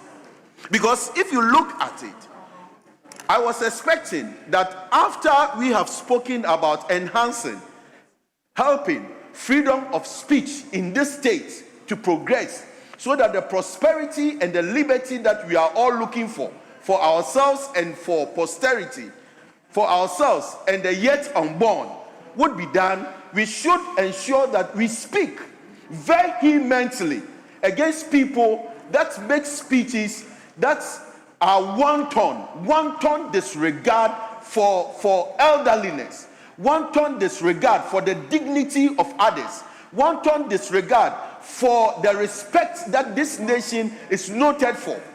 So I, Mr. Speaker, would say that when we talk about, my brother was talking about Article 21. In fact, Article 21 says that freedom of speech and expression includes freedom of press and other media. So it is wrong, it is not proper, it is not true that freedom of speech is different from freedom of the media. It includes. If you look at the freedom of the press, it includes. And when we talk about freedom of the press, press includes the media. It includes the media. So, Mr. Speaker, let me say that all of us, in fact, as I indicated earlier, all of us should come together. This nation has come thus far. We have progressed gradually. We have solidified our democracy, and that many people see us as an envy. They envy us. They envy our democracy. But the line we are going, where even leadership can stand up, people that we respect so much can stand up against the courts, can stand up and speak against judges. This is serious. This is something that we must not condone, because the courts are the last resort that we all run to when we are in trouble. So we have to guard the courts with the sanctity that the courts have. We need to protect the courts. And Mr. Speaker, the courts are established for all of us, to protect our democracy. So even if you have an issue with the courts, there are higher courts that you can go to. So if somebody is arrested and you go haywire, speaking, talking, just saying anything against the court, against the arresters, Mr. Speaker, what do you expect ordinary people? What do you expect the people who do not know even about the law, who do not know about the courts, who do not know about this? What do you expect them to say? So let us speak against hate speeches. Let us rise against people, irresponsible speeches, and that would help our democracy to grow, rather than going this tangent, which is myopically, partisanly, myopically counts for all of us. Thank you very much.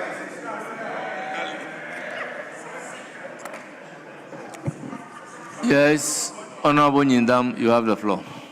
Thank you, Right Honorable Speaker, for the opportunity to also contribute to the statements ably made by the minority leader. Mr. Speaker, I believe that we all here will not be happy if what happened to some of our colleagues directly happens to any of us. Mr. Speaker, in January 2023, 8 female students from China Senior High School in the Upper East region made some statements about former President Nana Addo Dankwa Akufo-Addo. And this is what they said. Mr. Speaker, they insulted the president to the extent that they even named the president head, and went ahead to say that they want to use the president head for Pito. We all saw it in this country. Today, you cannot see it.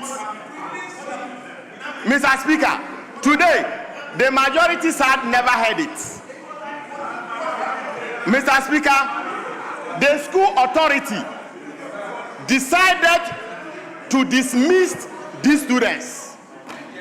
But the president, Nana Addo Dankwa Akufo-Addo, intervened and told them to please find another disciplinary way not to dismiss the students because their future is important. Mr. Speaker, nobody, I am not endorsing irresponsible speeches. I am not endorsing it. And I will never endorse it. Today, my colleague Sam George mentioned a statement made by somebody and said that person is calling for the death of the president. It's an irresponsible speech. I will not endorse it. But Mr. Speaker, so must we arrest such a person and put the person in detention to the extent that we call a bail condition that that person cannot provide? Is that what we are calling for this country? Those speeches that those children made, these SS students, they were even fed by the government by then. They were never arrested. That is the difference. That is the, Mr. Speaker, today, depending on where you are, depending on where you sit, you will never see anything wrong. The majority will never see anything wrong. But, Mr. Speaker, I saw something wrong. Mr. Speaker, let's be careful. There are issues that we must speak with one voice. Speeches like this must receive a unanimous discussion from the House. But if we decide to politicize everything, tomorrow, Mr. Speaker, the tables will turn. The tables will turn. The tables will turn. Mr. Speaker,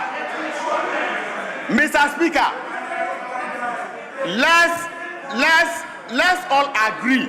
Like I said, I am not endorsing irresponsible speeches. But Mr. Speaker, the cure is not what we are seeing today. That is not a cure. Where somebody says something, it doesn't sit well with the government, and the best we can do is to throw the person to jail. Mr. Speaker, that is not the way to go. Mr. Speaker, the Minister for Energy said he was beaten mercilessly. Mr. Speaker, when in this country, people went to demonstrate, they were also beaten mercilessly under a government. We saw it.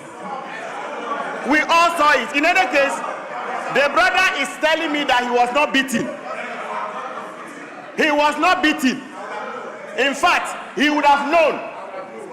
His own brother would have known that he was beaten. But Mr. Speaker, for convenience, he claims he was beaten. For convenience, he's sitting down telling us he was beaten. But Mr. Speaker, his blood brother, born with the same father,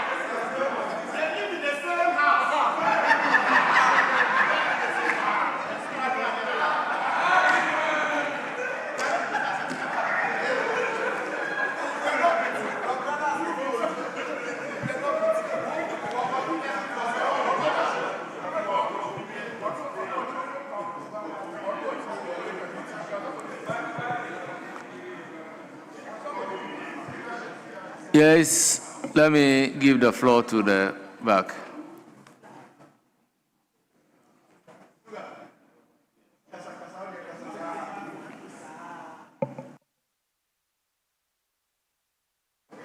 Well, I'm informed we've done the 3-3, it's now leadership. So, minority leadership.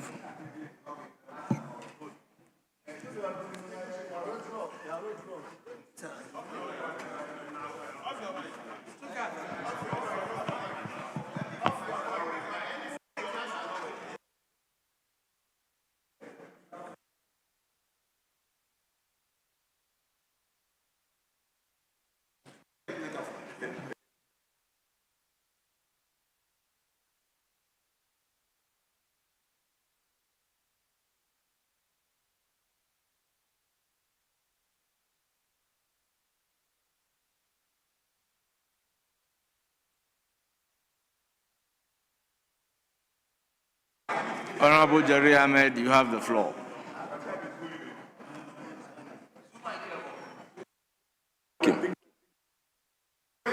It is working now. Speaker, let me thank you very much for this opportunity and then also commend highly the mighty minority leader, Hussein Alexander Kwame Afenyo-Markin. Speaker, I start with a quote, and with your permission. On this quote, I'm taking from Justice William Joseph Brennan Jr., as it then was. And Speaker, it goes like this.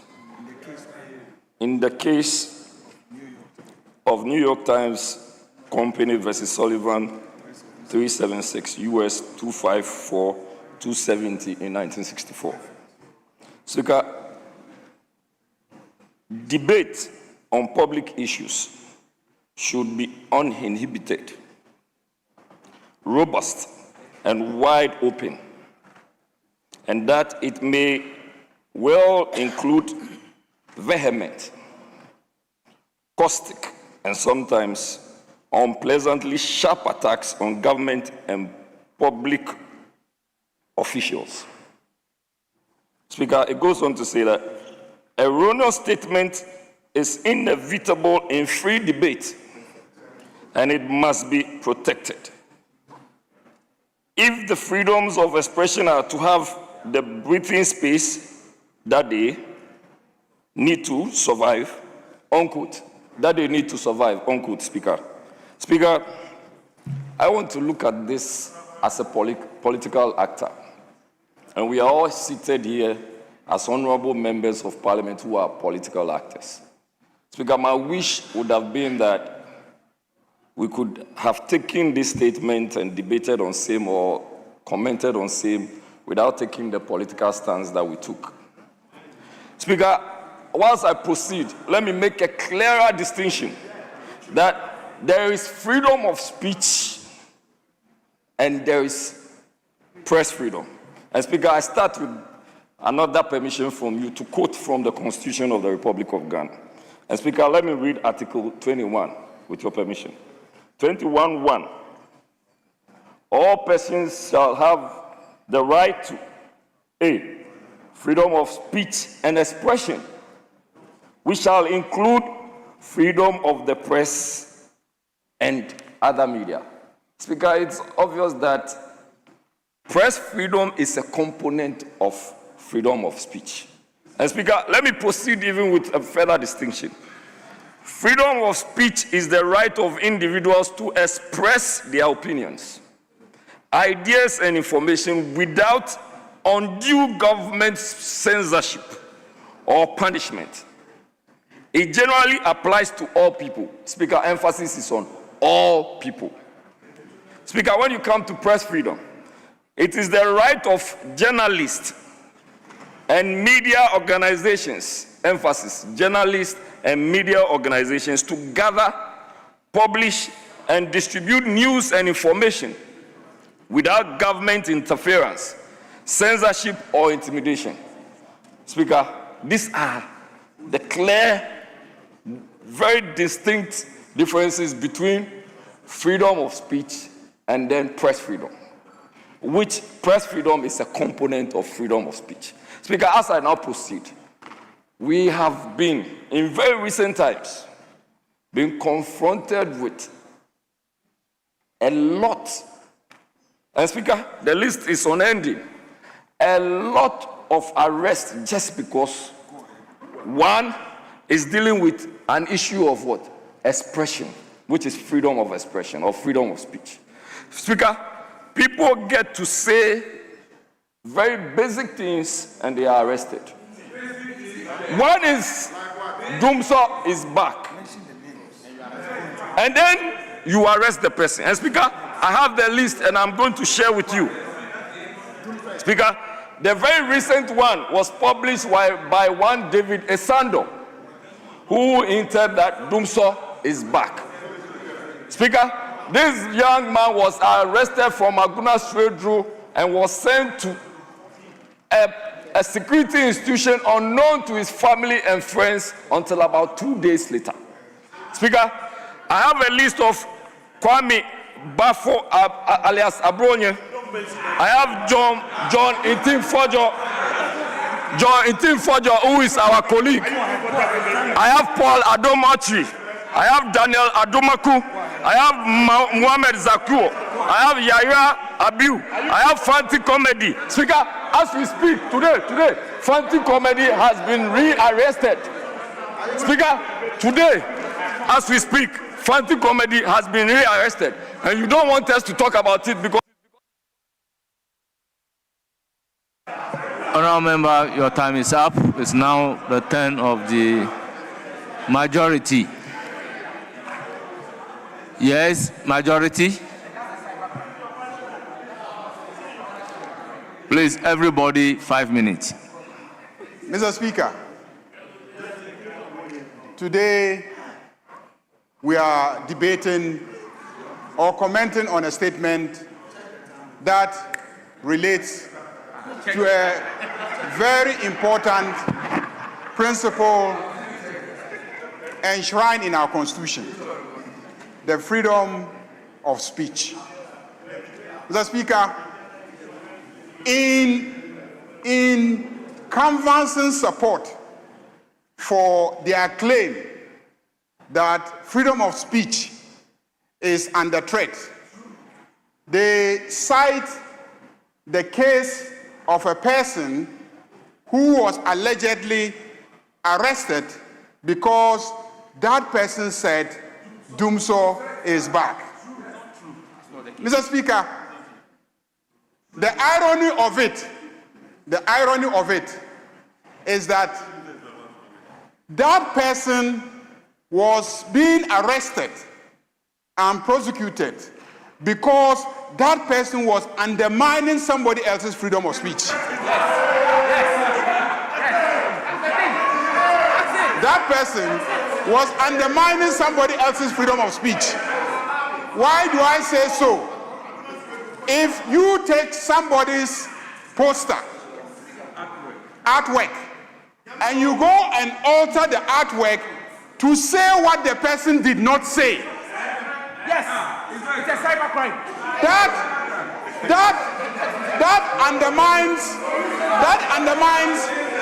that undermines the right of that person to freely speak. So that was the crime. To misinform the public. Mr. Speaker, the issues before us border also on a second instance, which is somebody saying that the president should be killed. Somebody saying that the wife of the president. Somebody saying. Please, timekeepers, keep the time for the majority leader. Can we have some order in the House? Honorable Nuruddin, please, let's have some order in the House. Let's have some order in the House. Yes, majority leader, you have the floor. Mr. Speaker, somebody saying that a president should be killed and that his wife should be beheaded. Mr. Speaker, in this country, we are governed by laws. The Criminal Offences Act was passed in 1960. In the Criminal Offences Act, passed as far back as 1960, to threaten the life of anybody, not even a president, to threaten the life of anybody is an offense. To threaten the life of anybody is an offense. So, Mr. Speaker, I am surprised that members of parliament will come to this house and make a statement in defense of somebody who says that a president should be killed. In defense of somebody who will say that the wife of a president should be beheaded. Mr. Speaker, I am surprised. And to speak as if that The laws of this country allow people to say anything. Mr. Speaker, let's not forget what happened in Rwanda. The genocide in Rwanda, part of it was attributed to reckless speech. Speech that incited one tribe against the other. Speech that demonized one tribe. Speech that normalized the killing of one tribe. That is what caused the genocide in Rwanda. And that is why, as far back as 1960, our Criminal Offences Act made it very clear that you cannot make such statements in this country. If, as a House, we want to debate it because we think that times have changed and therefore it is now okay for anyone to say that Afoyomaki should be killed, that his wife should be beheaded.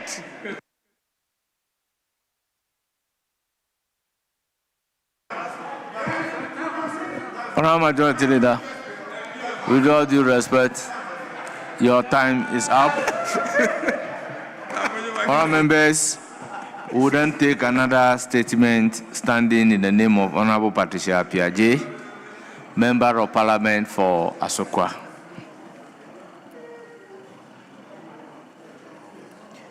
Thank you, Mr. Speaker. Mr. Speaker, I'm taking this opportunity to draw the attention of the clerk at table that my name has been rightly spelled on the statement, but wrongly spelled in the other paper. And it appears regularly, so I need to bring it to your attention. Mr. Speaker, I rise today to brief the August House about the fate of an estimated 12,000 women and girls in Ghana living with a very debilitating and humanizing condition called obstetric fistula. As representatives of the people, we can no longer ignore the challenges faced by the survivors of obstetric fistula, who are our mothers, daughters, and sisters. Mr. Speaker, let us consider what these women endure for a moment. Following prolonged obstructed labor without access to emergency delivery care, they develop a tear or an abnormal connection or a hole between the birth canal and the bladder or rectum, leaving them incontinent. As a result, they uncontrollably leak urine, feces, and sometimes both, and therefore carry along a smell. Mr. Speaker, beyond the physical pain and chronic medical complications, they face immense social stigma and isolation. Many would have lost their babies in the process, abandoned by their husbands and family, rejected by their communities, and left without any means of livelihood because of the smell in most cases. They cannot even travel on public transport or work in public spaces. Mr. Speaker, if obstetric fistula was a person, I would profile such a person as lowly educated, married young, or got her first pregnancy as a teenager, mostly lived in rural areas with poor access to medical care, and would have lived with a fistula for between 2 years to as high as 20 plus years because she did not know it could be treated or because it cannot afford the repair cost. Often, the survivors come from northern part of Ghana or the Volta region. Right Honorable Mr. Speaker, it is imperative to note that obstetrics fistula is not a curse or caused by witchcraft, but a problem during delivery, a medical situation that is preventable and treatable. It can largely be avoided by a situation that is preventable, that is delaying the first pregnancy until the reproductive system is matured. Cessation of harmful traditional practices such as child marriage and female genital mutilation, and timely access to obstetrics care that is close by, staffed with skilled personnel, medical equipment, and supplies. It is treatable, thereby restoring the dignity and livelihood of survivors. Mr. Speaker, a study in 2025 on the burden of obstetrics fistula in Ghana by UNFPA and the Ghana College of Physicians and Surgeons, it is estimated that roughly 2 cases occur out of every 1,000 deliveries. This translates to nearly 845 new cases each year.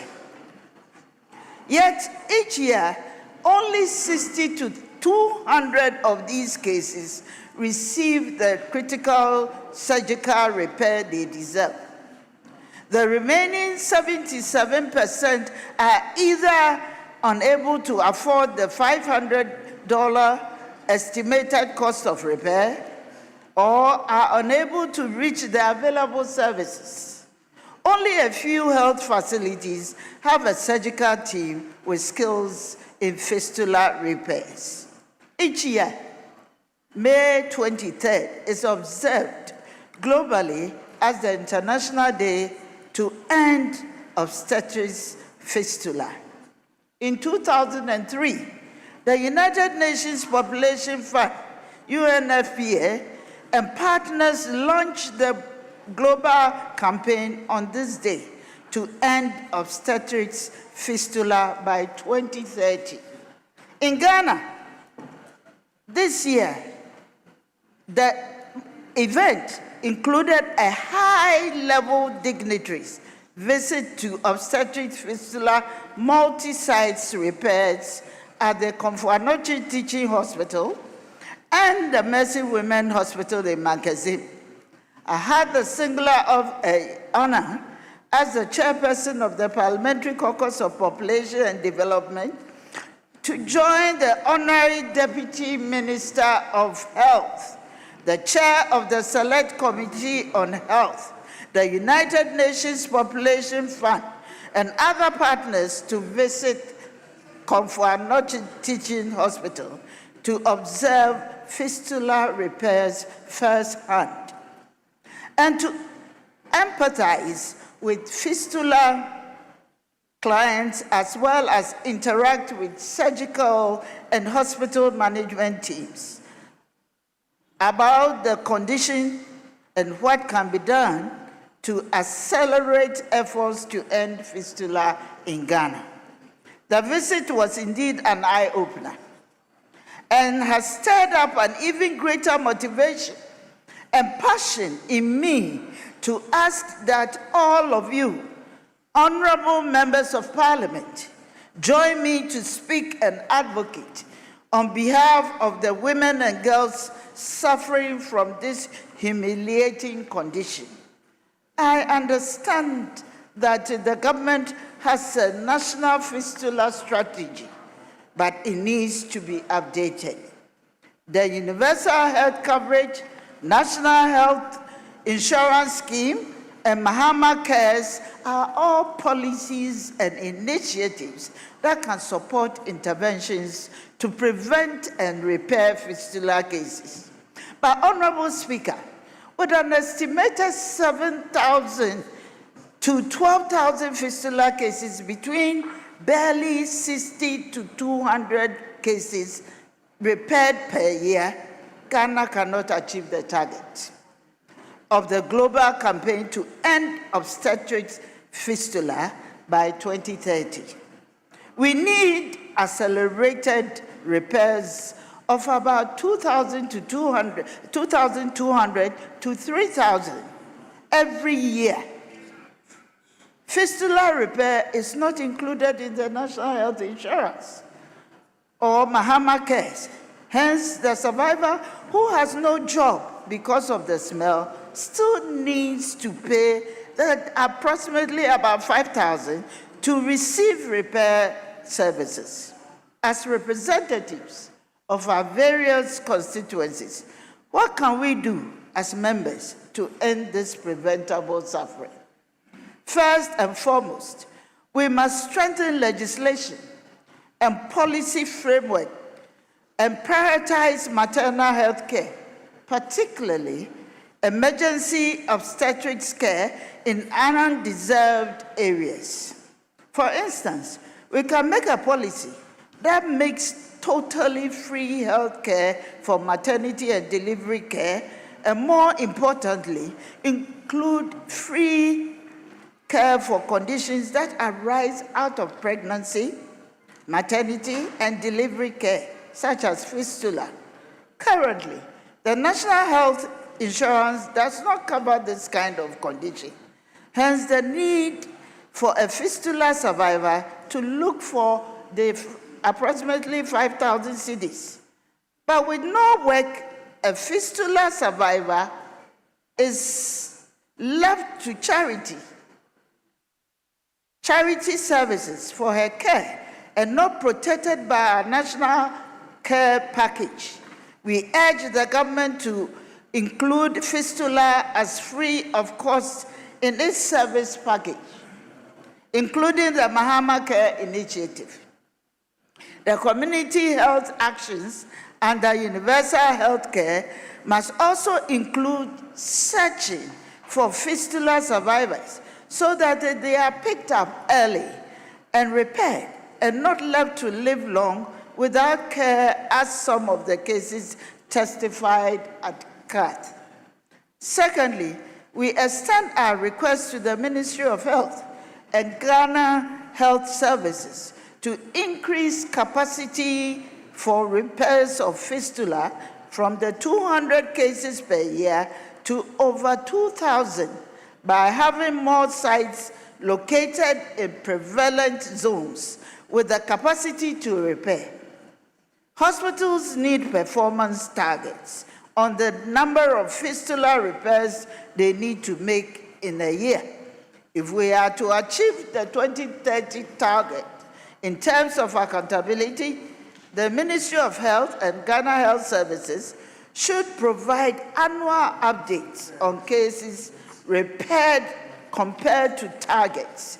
Finally, we must use our platforms and influence to mobilize our communities to raise awareness about obstetrics fistula, combat stigma, increase the number of repairs, and advocate for the dignity and rights of affected women. In working with traditional and religious leaders, we must proactively mobilize against teenage pregnancy and child marriage, and more importantly, support timely seeking care for the pregnant women to avoid delayed care that may lead to delivery complications. In conclusion, Mr. Speaker, a fistula is a problem we can address. Let us pledge to work together to create a future where no woman suffers this preventable condition, where every expectant mother can receive the care she deserves, and where those who have already been affected find healing, support, and respect. Honorable Speaker, obstetrics fistula occurs in these women mostly through no fault of theirs, but simply because they wanted to fulfill their reproductive function, to have babies. Sadly, despite their good intentions to contribute to humanity, we stigmatize and reject them. Perhaps we should support and celebrate them as heroes for life. Parliament, I wish to commend UNFPA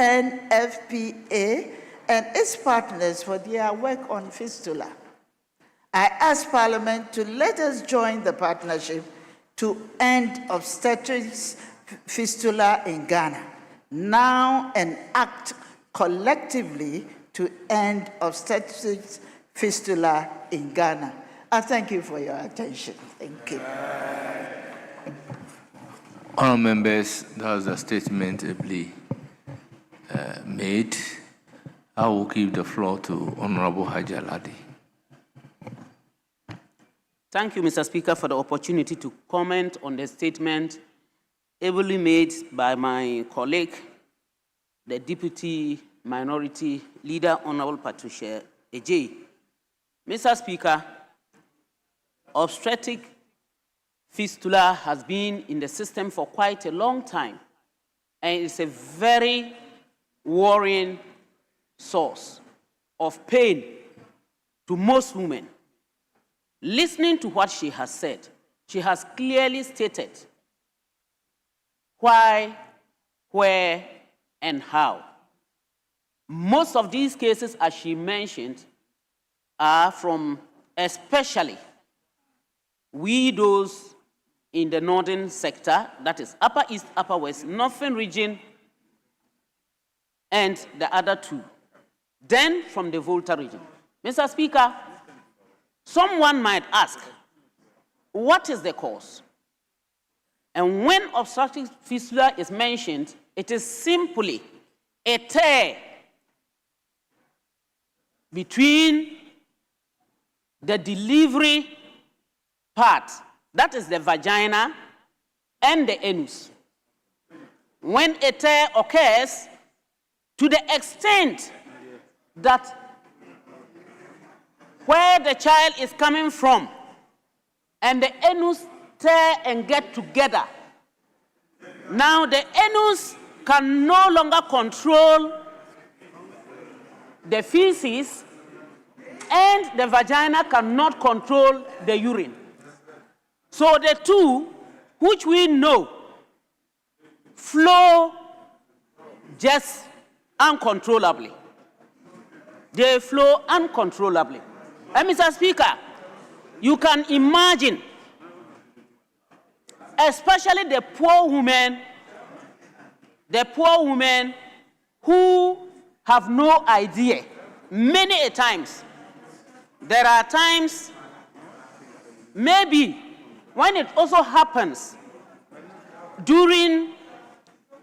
when we have female genital mutilation. We have learned that during the cutting, sometimes the women who practice this incidentally cut wrongly, and we have this problem. During childbirth, when this happens, most of the women, because of lack of education, they do not know how to seek for health care, and they also do not have the funds, even if it is mentioned to them. And so some of them find it difficult to even come out of their shells and talk about it. And once they don't have money, and as she has mentioned, there are just but a few centers. And the very first one is what she mentioned to be at Mankasim, the Mercy Hospital at Mankasim. Now imagine a woman having to travel from the Upper East, most probably to Tamale, to Kumasi, to Accra, or to Mankasim. The lorry fare alone, the transportation stops that woman, not to talk about payment for the treatment.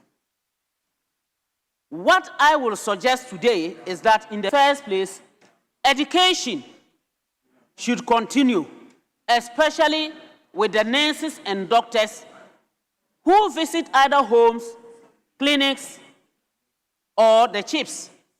This education should be given so that women will be aware. That awareness should be created. Secondly, we need government least there are centers in every region. There should be centers in every region where women can easily gain access to treatment.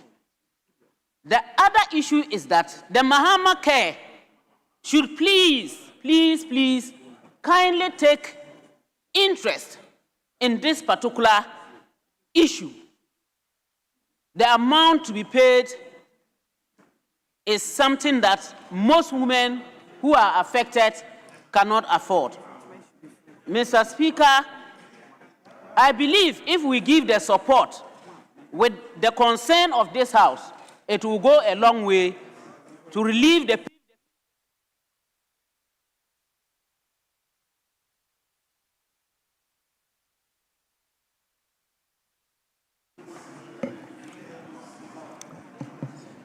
Yes, Dr. Nawani, you have the floor. Thank you, Mr. Speaker, for the opportunity. I want to thank the Honorable Madam Appiagyei for bringing this issue to the floor of Parliament. I think about a week or two ago, we were all in Kumasi, myself, the Deputy Minister, and Madam Appiagyei, to take part in the commissioning of a center at the Confederacy Teaching Hospital. But let me clear this thing. I think that let us not mix up urinary incompetence and rectal incompetence with a fistula. That is passing, not being able to hold on to urine or not being able to hold on to feces. In actual fact, she explained it during the statement, but let me repeat it. It is when the head of a baby is descending, coming down, and there's obstruction or a block. If it is at the back or posterior, that is where the rectum is. So it will erode the wall of the uterus, go and erode the wall of the rectum, and you have feces passing from the rectum into the vagina. So you have feces passing through the vagina. If it is in front, if the obstruction is in front, the erosion will take place at the front part, and on top of the uterus or in front of the uterus is the bladder. So it will erode and go erode that of the neck of the bladder, and you will have urine also passing through the vagina. And so this is a very big problem for the women. I mean, in my clinical practice, I met a lot of women who are coming with this problem. Initially, when they are coming, they come with their husbands. But later on, when the husbands realize that this feces, the urine, is passing through the vagina, they abandon them. Let's just call a spade what is a spade for you to understand. Yes. And it is not only a medical problem. It is a socioeconomic problem. It is a human rights problem. And we have to deal with it. And in Ghana here, just like she has said, we have about 1,300 cases in a year. And we are only able to operate less than 200 cases a year. And so there's always a backlog of cases that we cannot operate, or we do not operate. It is estimated that between 12,000 to 15,000 women in Ghana are living with a condition. But because of stigmatization, they do not come out. Some of them even stop going to church because they smell of feces, they smell of urine, and that is keeping them out of the social interaction. And so we have a problem. Our mothers have a problem. Our sisters have a problem. Our daughters have a problem. And we need to look at the situation and get the number of operations that are done in a year increase. The limiting factor is finance. Let us all accept it, that one of the limiting factor is finance. And we need to educate our women and make sure that we put some fund together or we get some money. Members of Parliament, I want to use this opportunity to appeal to you to look for them. They might not even look for you. They feel shy to come and tell you that this is the problem that I have. Look for them, assist them financially to carry out this operation. We are also appealing to Mahama Care and all other voluntary organizations. Some NGOs are picking up these issues to ensure that we are able to carry out operations and remove this backlog of cases that are in the system. So let us unite and help our women. Let us unite and educate our women.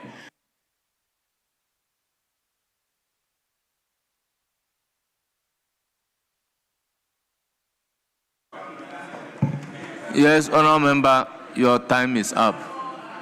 I will proceed to give the floor to Honourable. Yes.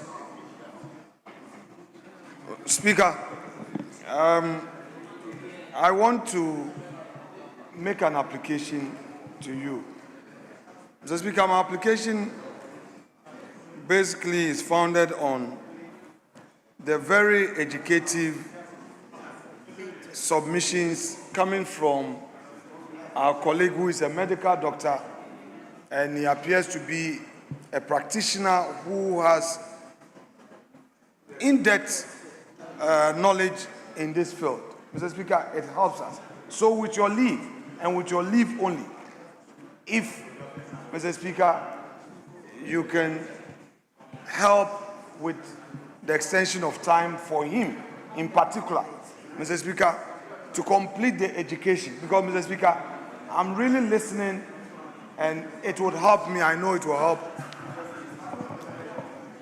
Yes, Honourable Majority Leader, what do you say? Yes, you have 3 more minutes. Let me just add the You have last 3 one. more minutes. Okay. So timekeepers. Our teenage daughters, the young ones, those between 14, 15, 16, 17, 18, who anatomically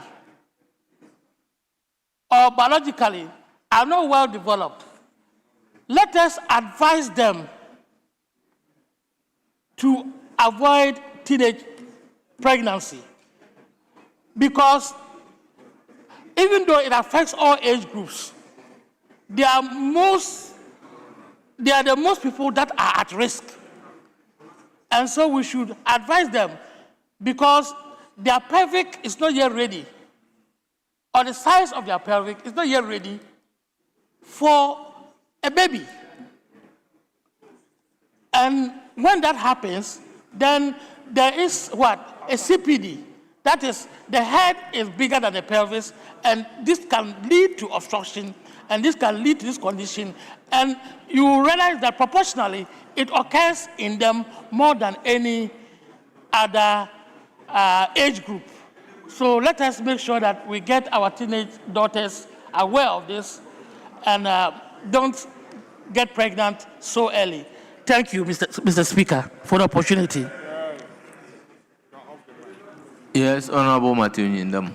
Thank you, Right Honourable Speaker, for giving me the opportunity to also contribute to this statement ably made by our Deputy Minority Leader.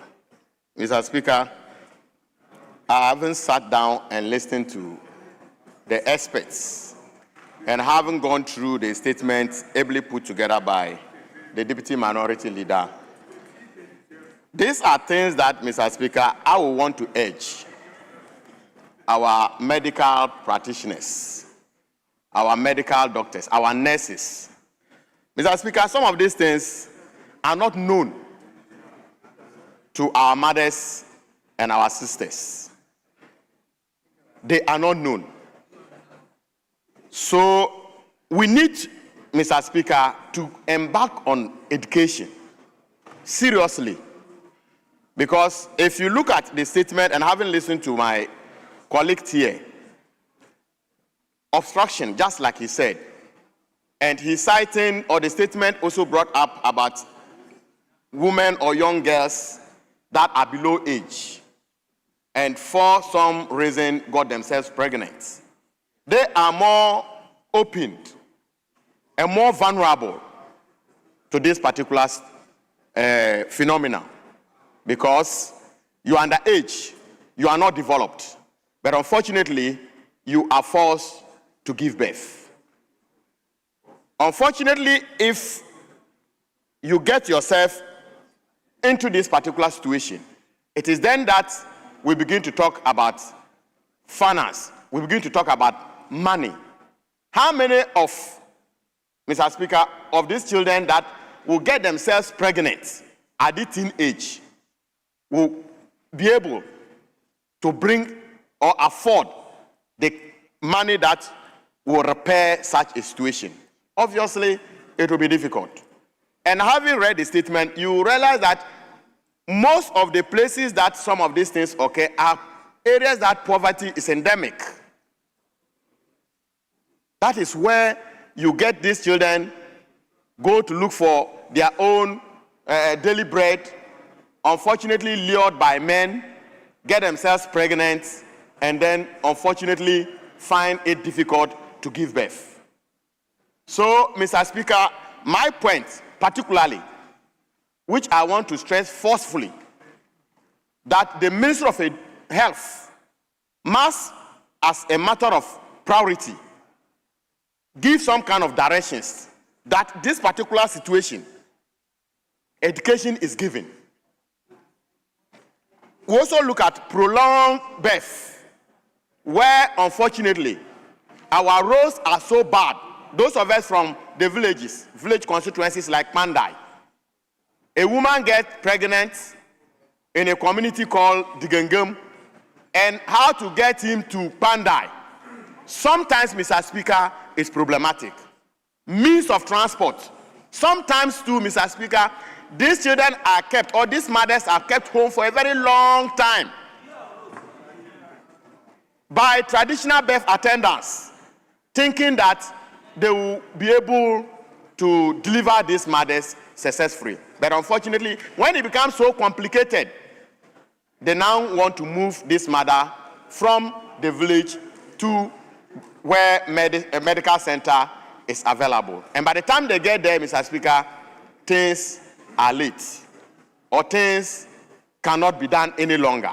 So I would therefore urge that we should rather stress on education more, so that when awareness is created, mothers can learn, the young ones can learn, so that we don't get ourselves to a situation where we have to come and be relying on sources of funding. I know we've spoken about Mahama Care, but Mr. Speaker, I can tell you that if you ask the amount of money that is in Mahama Care now, it is highly, highly insufficient. Highly, highly insufficient. So I will urge that we focus more on education so that at the end of the day, awareness is created and some of these situations can be averted. Thank you, Right Honorable Speaker, for the opportunity. Yes, Honorable Zuera, you have the floor. Mr. Speaker, thank you very much for the opportunity to contribute to the statement made by the Deputy Minority Leader, Honorable Patricia Piaget.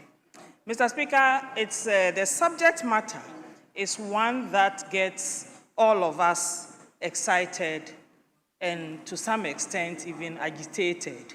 Mr. Speaker, I learned about vasculovaginal fistula, VVF, when I was a young girl growing up in northern Nigeria. And at that time, it was so prevalent, it was scary, even watching the news in the evenings without a case of VVF being reported.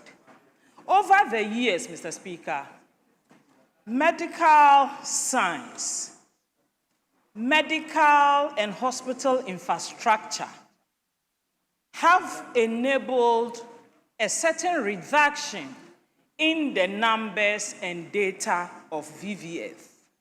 Mr. Speaker, the maker of the statement indicated that we are expected to eliminate VVF by the year 2030. Mr. Speaker, currently where we sit with the infrastructure of our medical health delivery, I think it's going to be a long, long, long call for us. Mr. Speaker, if you look at the demographics, it talks about young people. It talks about early marriages. It talks about uneducated women. And it talks about even women who are full-time housewives.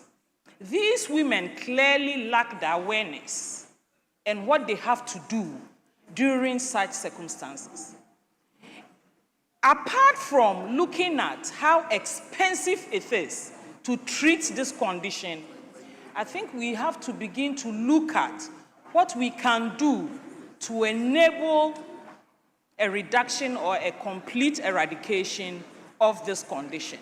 The condition will remain with us until we are ready to invest in health facilities in our localities. The statement put it right when the maker of the statement said that these conditions happen mainly in rural areas and in parts of northern Ghana. Mr. Speaker, we have a lot of our rural communities without healthcare centers. In my constituency of Salagasa, if someone got into labor at Sope, they will have to cross the White Volta on a canoe. It doesn't matter what time of the day, even if it's in the middle of the night, to Yeji. That's the nearest hospital where they can get professional care. Mr. Speaker, we need to begin to look at how we can improve on the infrastructure to enable our people who live outside the cities, outside the big towns, to access quality health care when they find themselves in these conditions. Mr. Speaker, in light of this, we are excited that at least currently the District Assembly Common Fund guidelines indicates that in every district, at least 2 healthcare centers must be built in a year. Mr. Speaker, if we travel with this policy, it wouldn't take a long time before we can cover a lot of areas and communities in our country.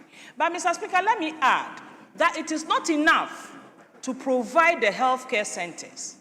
We have to begin to look at what we can do to motivate professional doctors, experts, specialists, to agree to work in these places. Otherwise, for a greater number of the victims of VVF in the rural areas, they are attended to by our traditional birth attendants who don't have the skills to know when even a cesarean section can save a potential mother from VVF.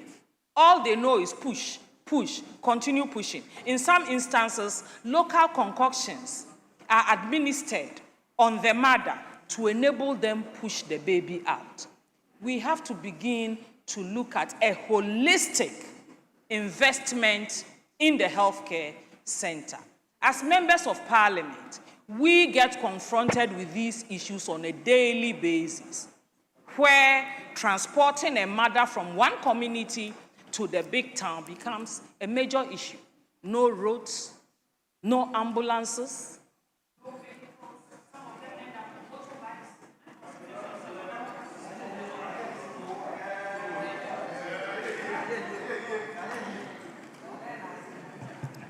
Yes,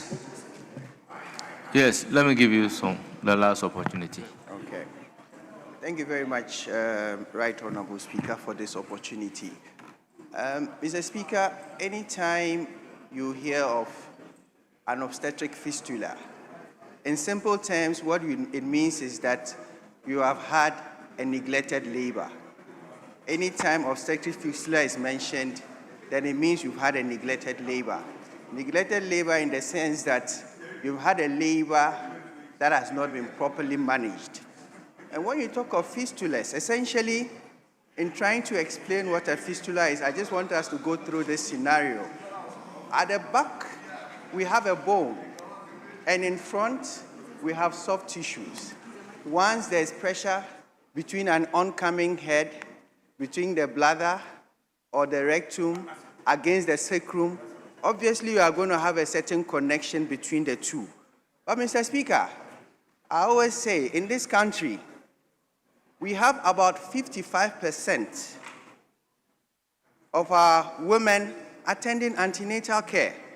It is only when we attend antenatal care, proper antenatal services, that we are able to pick up these risk factors that we are talking about. We'll find out that this lady is a teenage patient that will know how to manage. We'll find out that this patient, for example, has malnutrition, and because of malnutrition, possibly the bones of the pelvis have not been properly formed. Quite apart from that, Right Honorable Speaker, if we want to end obstetric fistula, one of the key things we may have to look at is family planning. Once you don't get pregnant, then you are not going to suffer the complications of pregnancy. What is the family planning acceptance rate in this country? Our family planning acceptance rate is just about 33%. So what it means is that if you pick 100 women in Ghana, just about 33 of them accept to take any form of family planning. Once we have such low acceptance rate, it means that our women are going to be exposed to the risk and then the complications that come with pregnancy and delivery. In our bid to solve the problems of obstetric fistula, Right Honorable Speaker, we may build all the facilities, but if we do not have the specialist, Mr. Speaker, it is not every doctor that can repair a fistula. I am an obstetrician gynecologist, but I cannot repair a fistula. You would require somebody that is possibly a urogynecologist or a gynecologist that has had some level of training in the repair of fistulas. So it's not just a simple procedure where a medical officer of any sort can just be sent to a health facility and then we say that you repair a fistula. For this matter, Mr. Speaker, I would want to pay glowing tributes to doctors like Dr. Gandao in Northern Region and Dr. Karim of Kolibu Teaching Hospital. These are doctors that over the years have traveled through the length and breadth of this country to ensure that our women that struggle through this life of VVFs, they have their fistulas repaired and then their quality of life is returned to them. Currently, as we speak, in Tamale, at the Tamale Central Hospital, we have one fistula center. That center is closed. In Tamale, as we speak, we don't have a urogynecologist. Yes, we have gynecologists that may be repairing fistulas, but thankfully, a lot of things have been said, especially said by Mama Pat, with respect to the Mahama Care. Mahama Care may not necessarily be building facilities today, but the Ghana Medical Trust Fund has gone into partnership with the College of Physicians and Nurses, with the College of Physicians and Surgeons, to ensure that every region in Ghana has at least one trained specialist doctor that would take care of our patients. That is what the Ghana Medical Trust Fund is doing. So in the next 3 to 4 years, and then the training is going to be such a way that no doctor is going to be moved from, say, Upper East Region to come to Accra to be trained. We are going to keep the doctors right in Upper East Region. The specialists from the physicians and surgeons would move to the Upper East Region, they would move to the Northern Region, they would move to the Volta Region, and ensure that we train those specialists in those regions, and then they will provide the services for the good people of Ghana. It should be our resolve as a country that no woman who has decided to bring forth life should suffer any form of complication whatsoever, be it maternal death, be it fistula. You and I, every member of parliament, every Ghanaian, every woman deserves that dignity of childbirth. Every woman deserves that dignity of living and seeing that they are well and healthy and they. Your time is up. Yes, Minority Leader.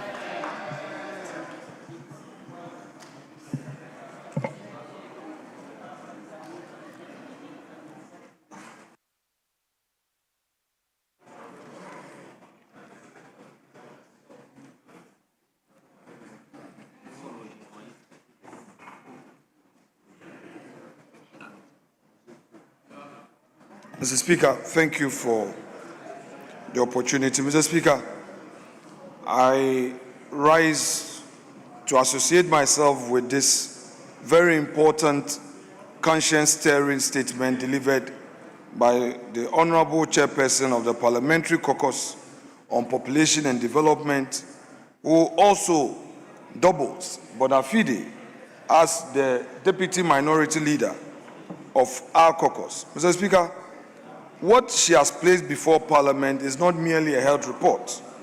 It is a moral indictment on our collective inaction and a call to which each one of us must answer.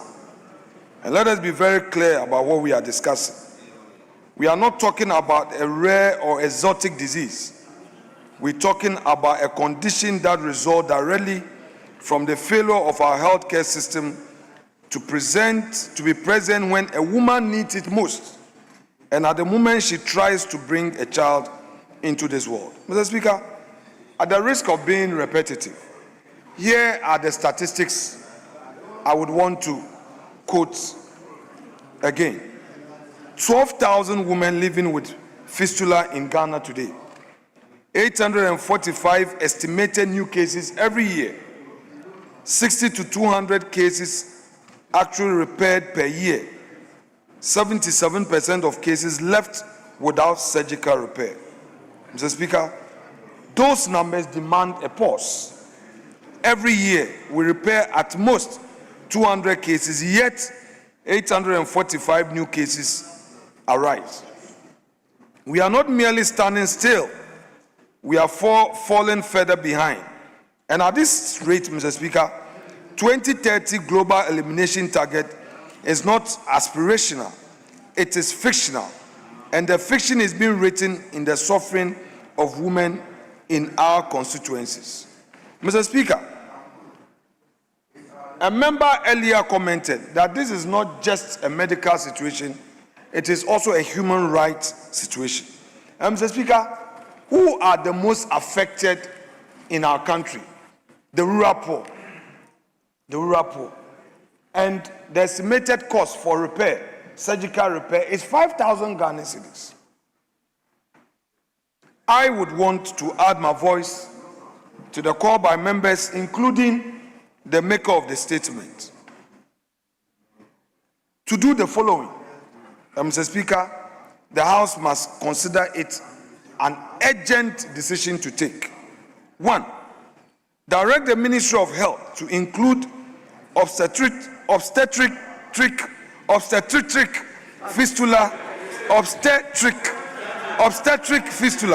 Mr. Speaker, you know, when you are not in that field, like the lawyer talking about Latin, and when we use Latin, you have difficulty. Mr. Speaker, let us include obstetric fistula repair in the NHIS benefits package and in the new medical care Ghana Medical Fund, the law that we passed. Mr. Speaker, that must be done without delay.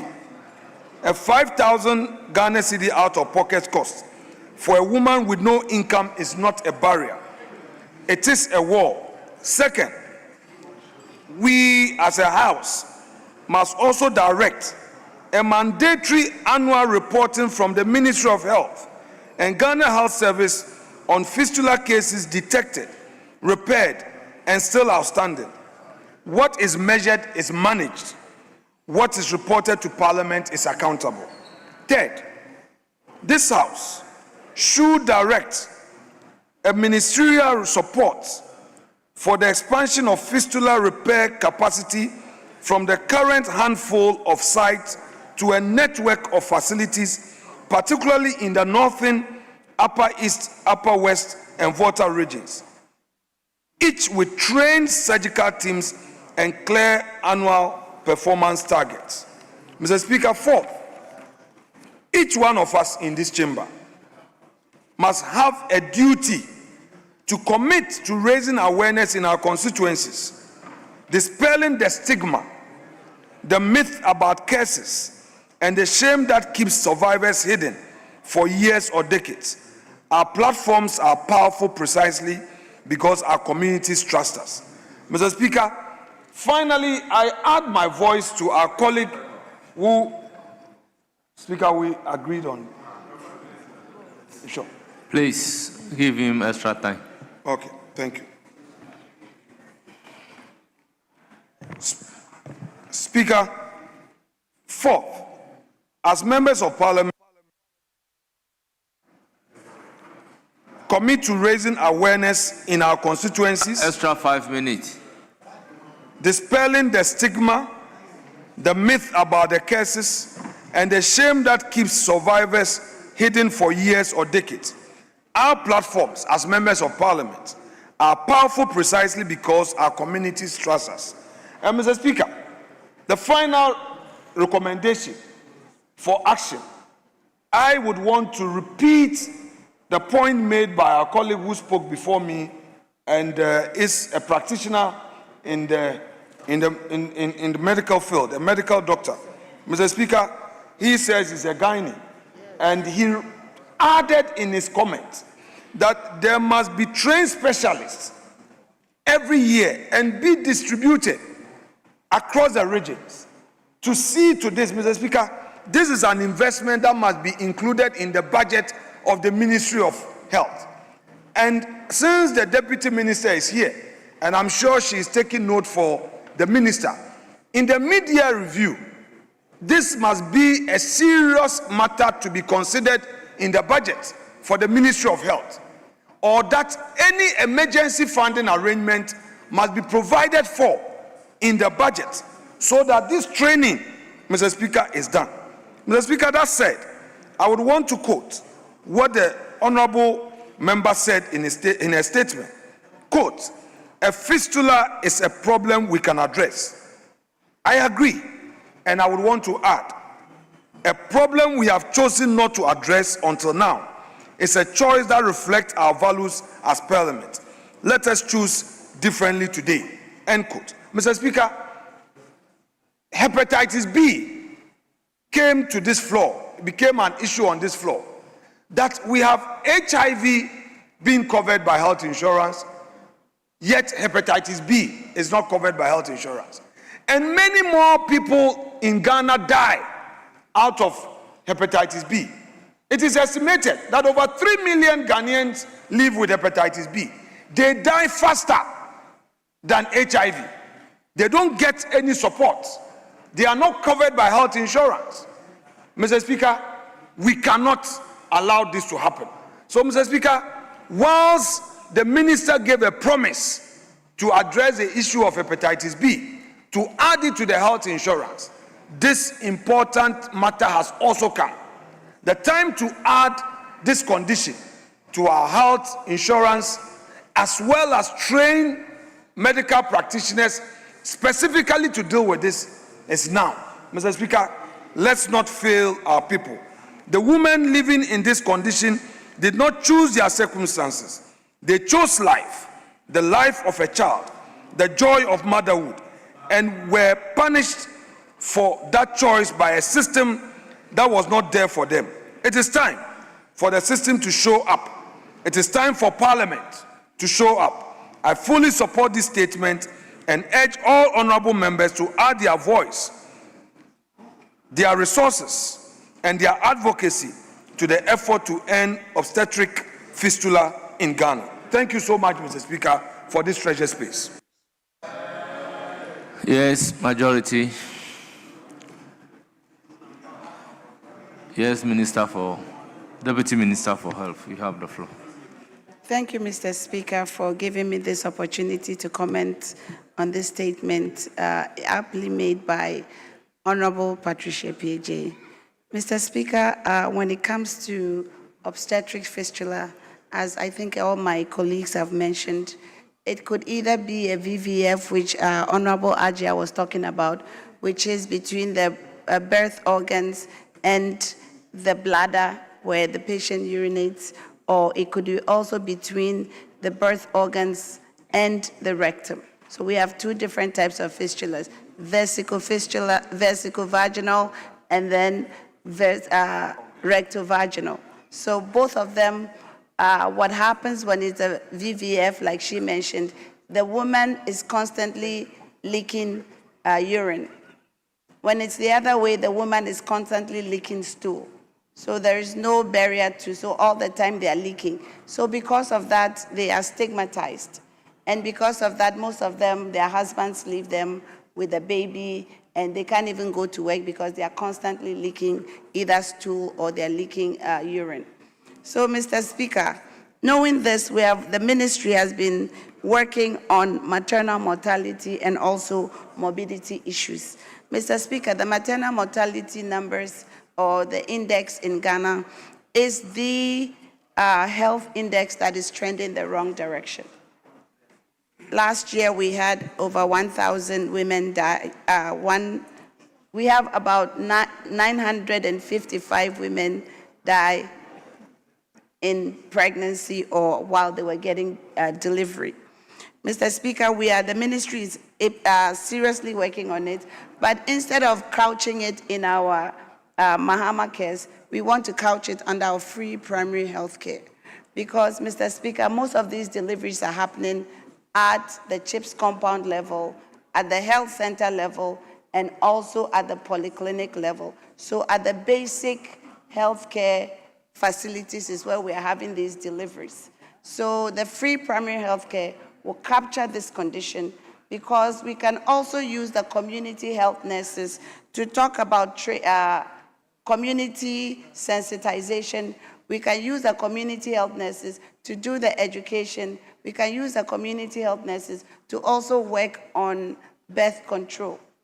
Mr. Speaker, if we're able to do that and we are able to screen them properly, we can identify the high-risk women at that level, because the research shows that at least 80-something% of these women are attending skilled birth deliveries. So these are not the women that are having the babies at home. They are actually coming to health professionals for this delivery. So that means that, one, either we are not identifying them at the source, we are not screening the high-risk women and escalating their care to the appropriate care, or that there's something inherent in the operations that we are doing in terms of the cesarean sections, or that we are missing when the birth is obstructed, as Honorable Hajia said, we are not able to bring them to skilled surgical care.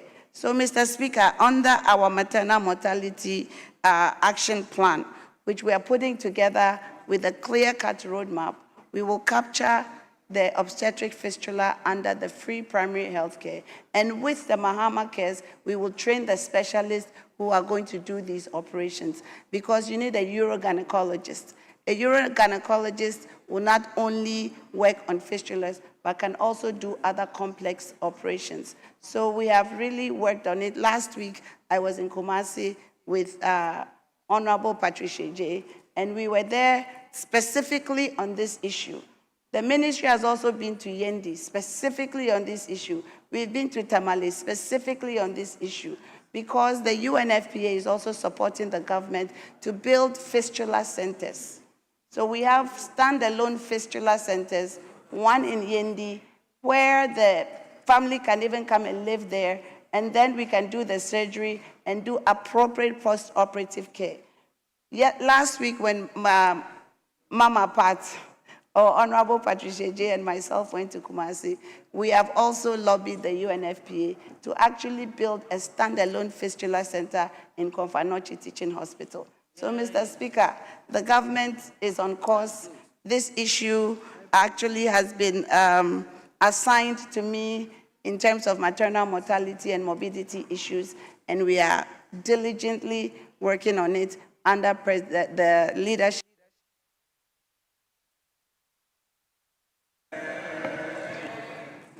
Our members, we've come to the end of statement for today. Regarding the last statement, I would direct that the statement be transmitted to the Minister responsible for health. Yes, Majority Leader. Mr. Speaker, we agree to take a few clauses of the Community Service Bill. So if we can take some three clauses. A few clauses here. Yes, Minority Leader. Speaker, I'm not opposed to the application by the respected leader of the House. Mr. Speaker, save that I put in a request to him for us to winnow on the bill. That has not been done. He rather suggested I file my proposed amendment, which I've done. But, Mr. Speaker, I think we can do a much more collaborative work if we meet at the winnowing level to discuss, so that we don't come to this House to be debating and debating and debating. Mr. Speaker, I have an indication that there is a private member's bill on bail, and I believe that we can fuse these two legislations and create one, all-inclusive law to deal with post-conviction and pre-conviction custody issues, especially so when very senior members have raised major concerns on this issue of bail. Honorable Harun Idrisu has had occasion to express concerns about the nature of bail that is granted, very, very onerous conditions. And we've also heard from Honorable Muntaka Mubarak, the Interior Minister. I myself have had cause to raise these concerns at very important, fora. And I believe that if we are thinking about tomorrow, then whatever law that we are passing, we shouldn't be looking at it in piecemeal. We should look at it carefully for the sake of democracy, for the sake of our country, so that we don't treat it like, oh, yesterday it happened to somebody, so it is somebody's turn. Then we are at each other's throats. This parliament has every power to clean up the system. And that is my only humble prayer. If it is accepted, we'll go along. If not, Mr. Speaker, as the rule goes, the minority should have their say, the majority should have their way. I rest my case. Yes, let me hear the minister responsible for education. Mr. Speaker, the honorable minority leader called my name, and it's important that he quotes me in context. Yes, it's true that I have publicly said that bail conditions should not be onerous. That is the law, and he knows the law. You know the ruling of the court. I'll share the citation with you, Mr. Speaker, but certainly there are limitations even to that onerous standard. If you are a fugitive of justice, you are not entitled to bail. Persons who would not make themselves available or avail themselves for trial. And there are one or two persons who have demonstrated that behavior. But it's true, Mr. Speaker, that I have said that judges have been told, and told forcefully, that they should never use denial of bail as punishment for accused persons. And I said so on two constitutional principles and values. One, accused persons' right to a fair trial, and two, presumption of innocence of the accused person. But, Mr. Speaker, even in that ruling, the judges said that not applicable to persons who have even not afforded themselves the opportunity for a fair trial. I thank you, Mr. Speaker. Yes, Majority Leader. Mr. Speaker, I think we were just asking for us to take the community service bill through the consideration stage. So I still urge that we should proceed to start looking at the bill. There are a number of amendments proposed by the minority leader. It may well be that they might not really be issues that the committee or chairperson has objections to. If we find that we are spending too much time on amendments proposed by members, then we can think about referring the bill to winnowing. But for now, I think we should proceed. Let's try and cover some 5 clauses. Oh, you asked to make a statement. You were granted your statement. You made a statement. This was a small government business too. 5 clauses. And how many clauses do we have outstanding? Chairperson, how many clauses are outstanding? We're at 31. How many clauses is the entire bill?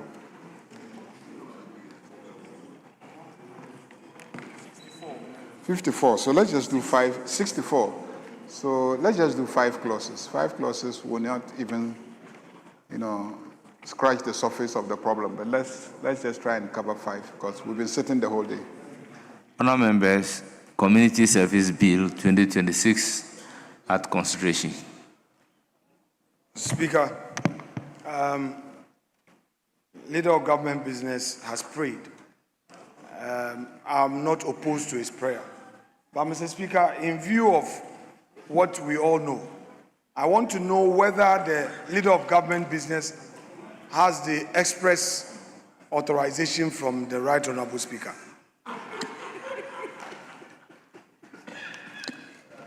For us to proceed. Community Service Bill 2026 at consideration stage.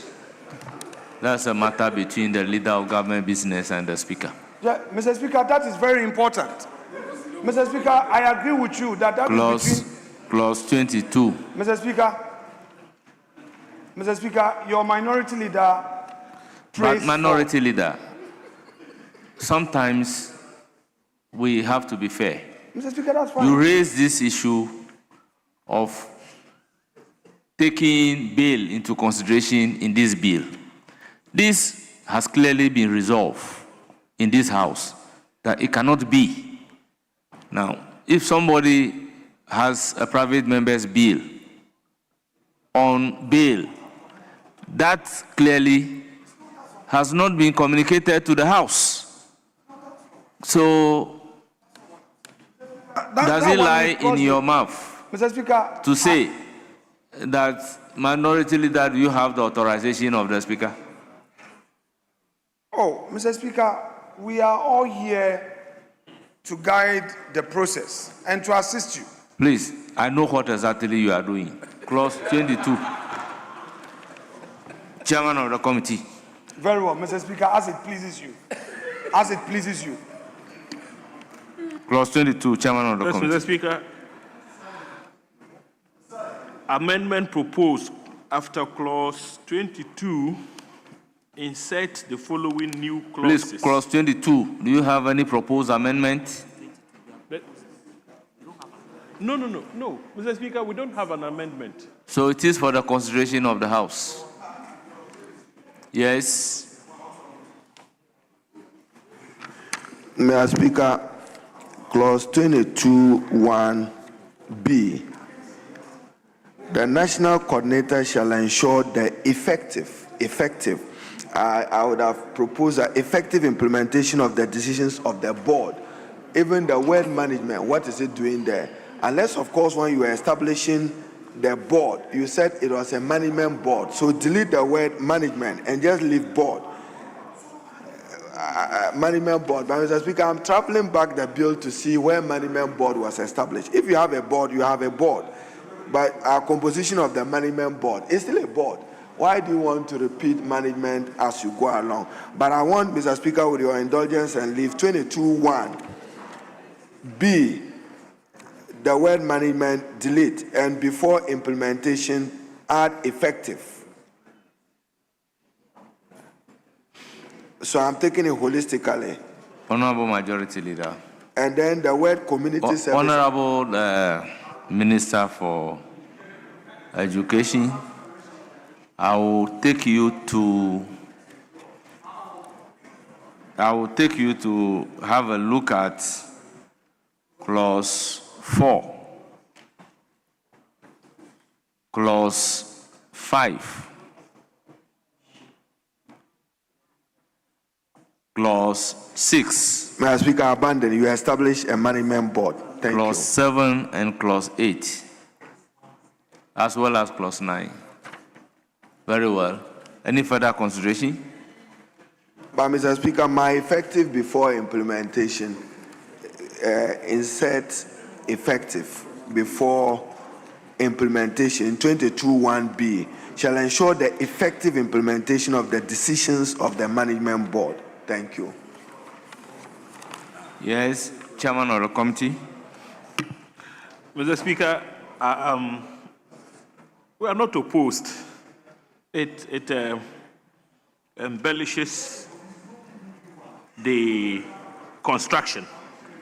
So, Honorable Minister for Education, adopt the right rendition, effective and efficient.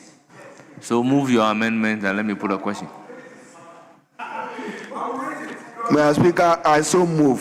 Clause 22(1)(b) shall ensure the effective and efficient implementation of the decisions of the management board. I so submit. Honourable Thank members, you. the proposed amendment is for your consideration. Proposed amendment by the minister responsible for education is for your consideration.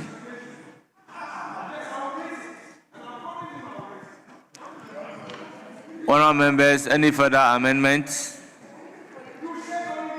I'll put a question on the chairman's. I'll put a question on the proposed amendment by Honorable Haruna Idrisu. Those in favor say aye. Those against say no. The ayes have it. The proposed amendment by Honorable Haruna Idrisu is ordered to stand part of the bill. Now, any further proposal to clause 22? I'll put a question on the entire clause 22. As many as are in favor say aye. Those against say no. Honourable members, the ayes have it. Clause 22 as amended is ordered to stand part of the bill. Yes, Chairman of the committee. Which provision of the bill? Honorable Minority Leader, if you know, you are not going to talk about a provision of the bill. At consideration stage, we consider only a bill. If you know you are not going to talk about a consideration of a bill, kindly resume your seat. Mr. Speaker, I am on my feet. Mr. Speaker, I'm on my feet. Which clause? Mr. Speaker, our practice at the bar, preliminary objection can be raised at any point, at any stage. Honorable member, Mr. Speaker, when a maize is tilted, yes, for consideration of a bill, it is for a purpose. At least, if not for my sake, you have to respect the maize. Mr. Speaker, I have heard you. Out of great deference to you and the maize, I will rest my case. But Mr. Speaker,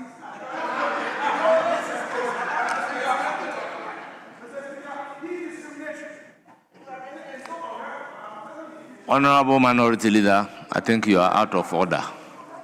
Yes. Amendment proposed, Mr. Speaker, after clause 22, insert the following new clauses. Deputy National Coordinator.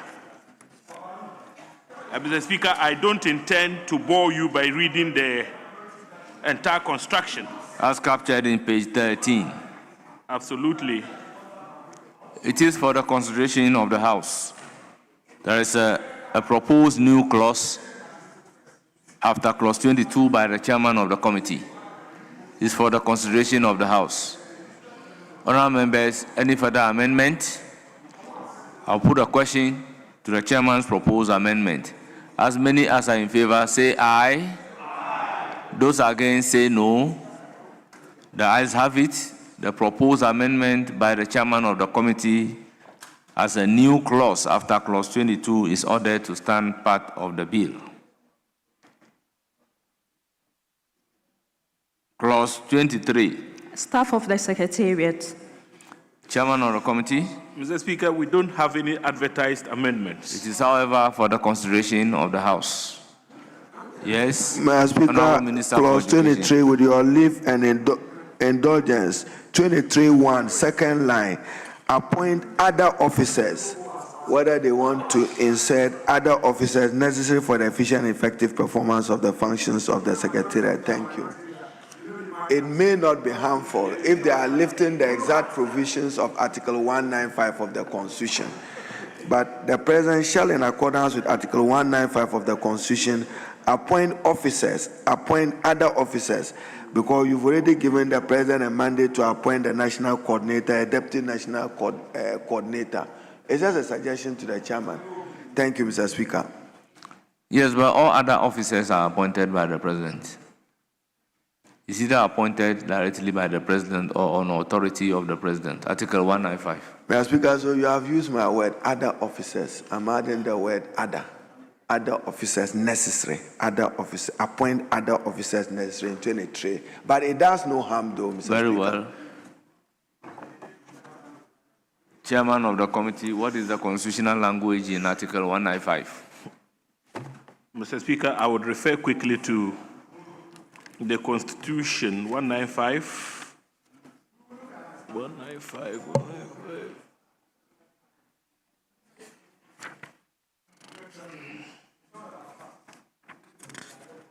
Mr. Speaker, with your kind permission, 195 of the Constitution reads as follows. Subject to the provisions of this Constitution, the power to appoint persons to hold or to act in an office in the public services shall vest in the President, acting in accordance with the advice of the Governing Council of the service concerned, given in consultation with the Public Services Commission.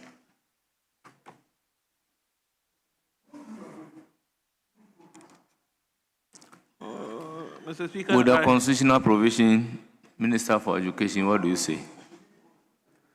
Very well. I'll put a question to clause 23. As many as are in favor of clause 23 standing part of the bill, say aye. Aye. Those against, say no. Yes. Still on clause 23. I think I should leave it the way it is. He has put a question. I lost. Oh, okay. I thought we were taking the amendment to the... No, he has abandoned it. So I'll put a question again. As many as are in favor of clause 23 standing part of the bill, yes. Mr. Speaker, one more, since the policy promoter is here. 23, performance of the functions of the Secretariat. When you have staff of a Secretariat, you have staff of an institution. Is it not the community service they are serving, or a Secretariat? I have a difficulty with the use of the word functions of the Secretariat. They must, the President, in accordance with Article 195 of the Constitution, appoint officers necessary for the efficient and effective performance of the functions of the service, not the Secretariat. I mean, you are putting in staff, like parliamentary service. Look at the marginal note of 23. Okay, thank you, Mr. Speaker. I'll refer to it. Staff and Secretariat. That's a marginal note. So we are dealing purely with the Secretariat. I'll put a question. As many as are in favor of clause 23 standing part of the bill, say aye. Aye. Those against, say no. The ayes have it. Clause 23 is ordered to stand part of the bill. Clause 24. Internal Audit Unit. Chairman of the committee. Mr. Speaker, we don't have any advertised amendments. It is for the consideration of the House. Honourable members, any proposed amendment? In the absence of any proposed amendment, I'll put a question on clause 24. As many as are in favor, say aye. Aye. Those against, say no. Honourable members, clause 24. The ayes have it. Clause 24 is ordered to stand part of the bill. Clause 25. Funds of the Secretariat. Chairman of the committee, amendment numbered II at page 13. Amendment proposed. Delete and insert the following. Funds of the Secretariat. The funds of the Secretariat include A, monies approved by Parliament. B, subject to paragraph B of section 31 of this Act, monies accruing to the Secretariat in the performance of the functions of the Secretariat. And C, donations, grants and gifts. So, Chairman of the committee, why not consider the B being an internally generated fund of the Secretariat?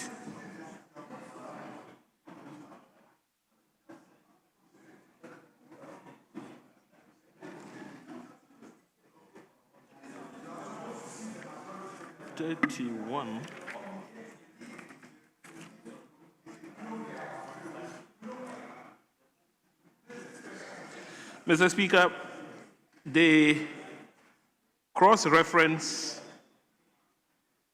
is quite clear, and it reads as follows.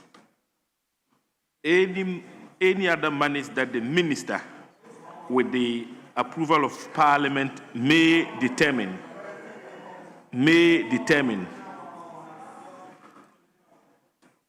So if you take into account the cross-reference, Mr. Speaker, it would be very important to still have the rendition very well the way it is. I'll put a question. In the absence of any further consideration. Yes, Honorable Minister for Interior. Thank you very much, Mr. Speaker. Mr. Speaker, I want to find out from the chair which of the amendments is taken. Because if you look at the 25, in the committee's own report, they were more elaborate. Even though I know, Mr. Speaker, you have some reservation about one of them. It was in A, B, C, and D. But what he is taking now, I don't know. You should check the committee's report because we sat at the committee and went through. Because in the committee's report, it was to delete and insert the following. Source of monies for the fund.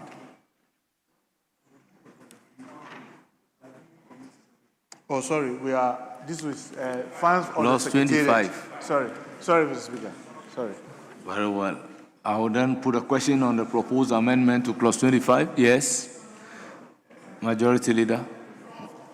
Yeah, I think the proposal to amend by cross-referencing 25 and 31 appears to me to betray some inconsistency in drafting.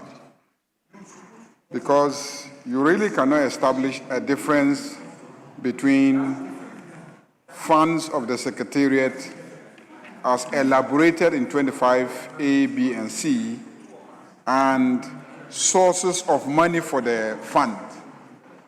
Because monies approved by Parliament is a source of money, parliamentary allocation to the Secretariat's fund. Same as monies accrued from the provision of services by convicted persons to third parties. So why do we not just consolidate the two clauses instead of cross-referencing them?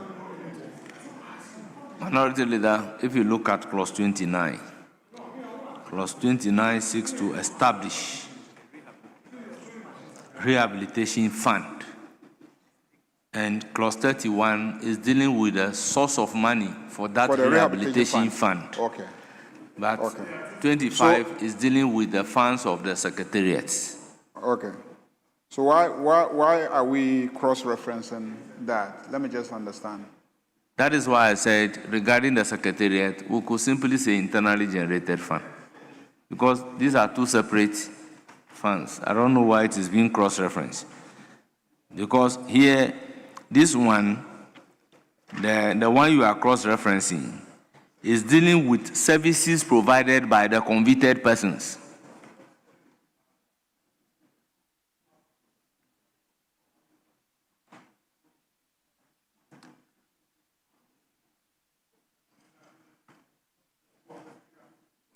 Mr. Speaker, sorry. Yes. Mr. Speaker, the distinct character of the funds in question is further underscored by clause 31. And if we get to 31, Mr. Speaker would find that 31C actually talks about 5% of the share of the District Assembly's common fund. 31 for each District Assembly, subject to the formula approved by Parliament in accordance with Article 252 of the Constitution. Yes, that one, if you come there, we'll look at the Constitution and determine whether we can legislate on that. Not. But in the meantime, if you don't do the cross-referencing, you run into problems. No. Right from the outset. You see, look at the 25.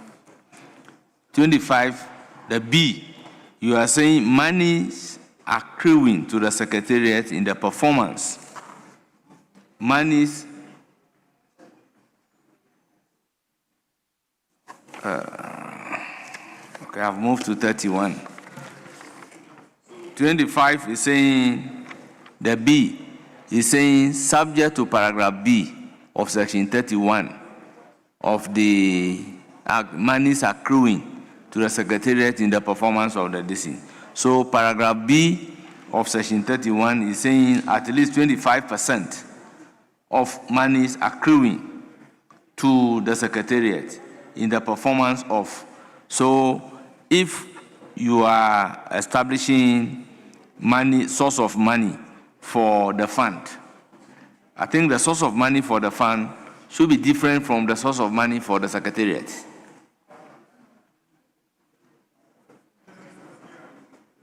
So assuming this paragraph crossed the line, where will you be putting the money? In which account will you be putting the money?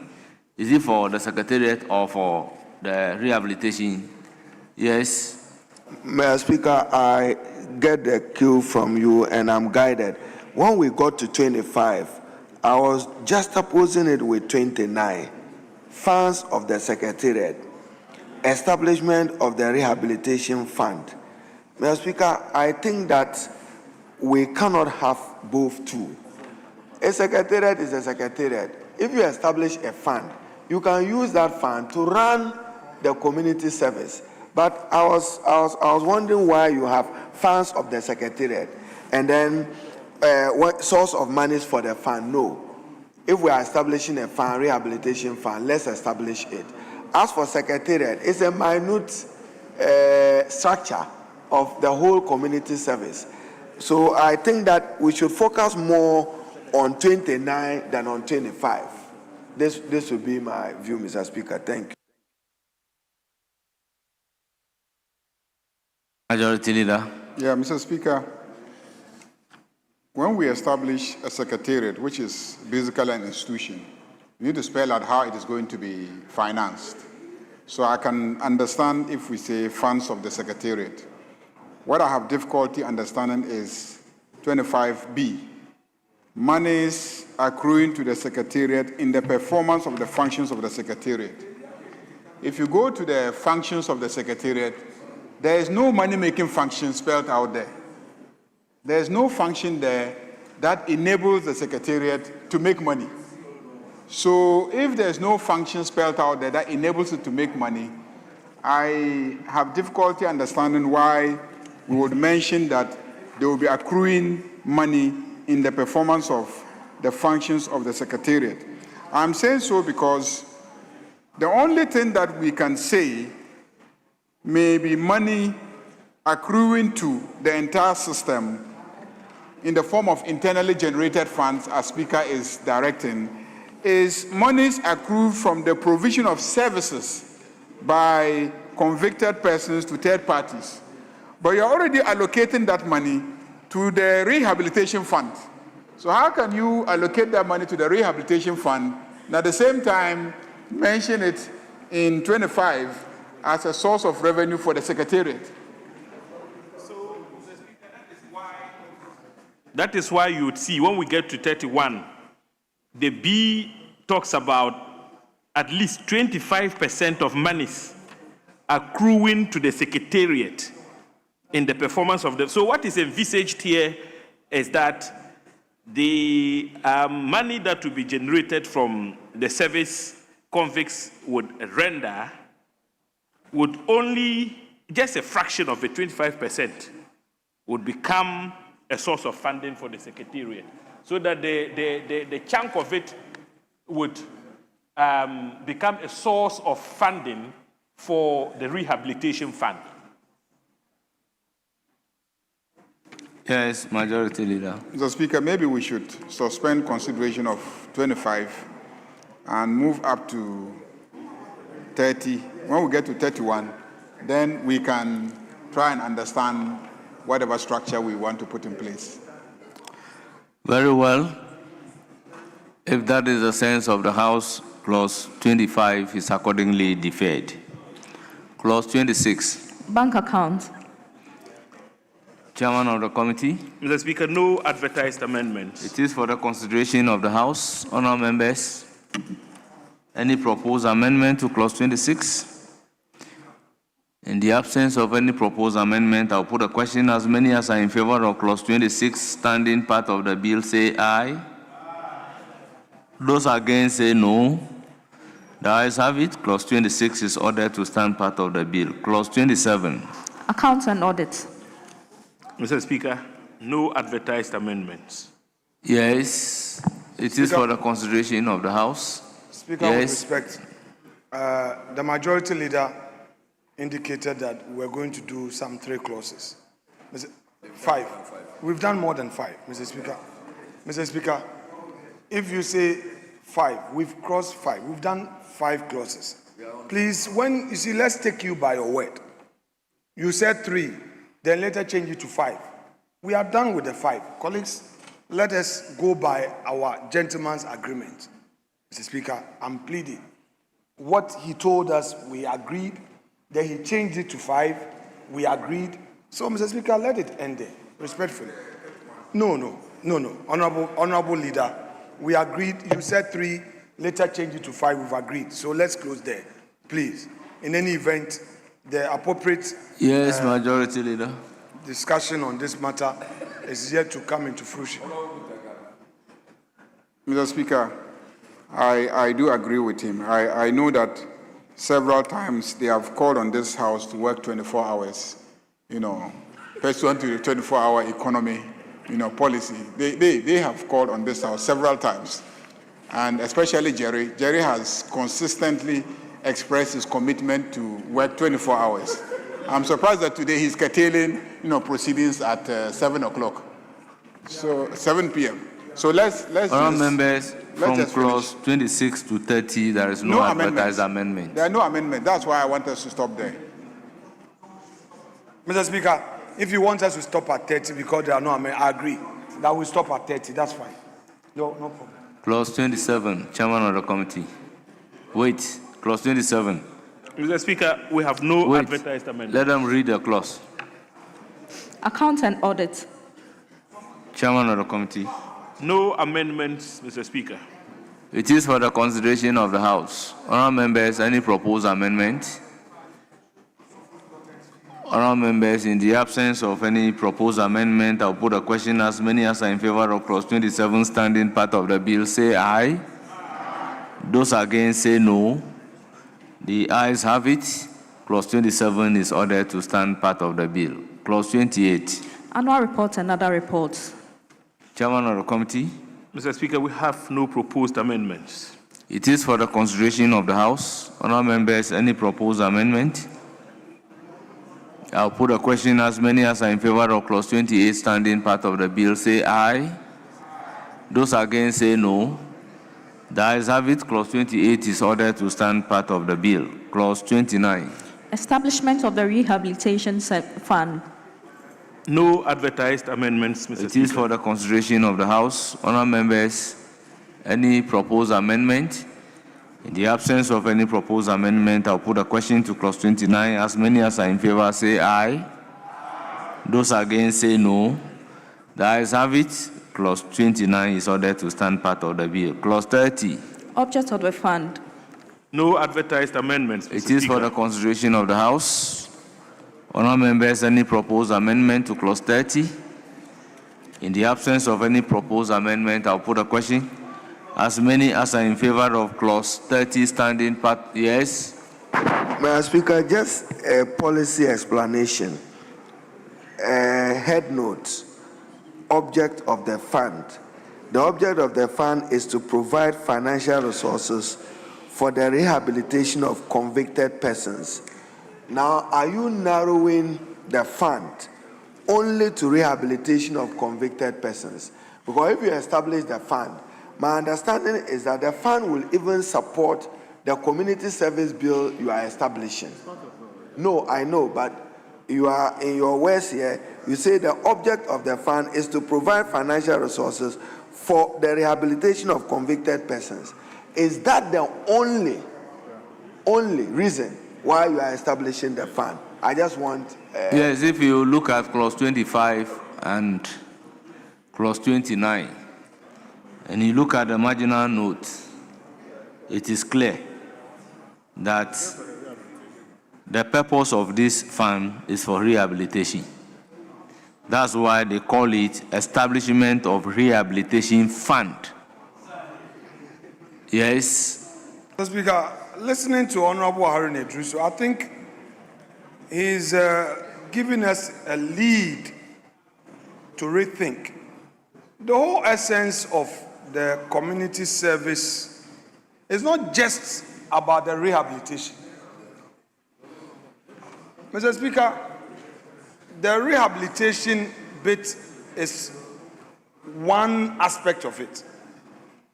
The whole community service as an alternative to custodial sentencing is more than the rehabilitation.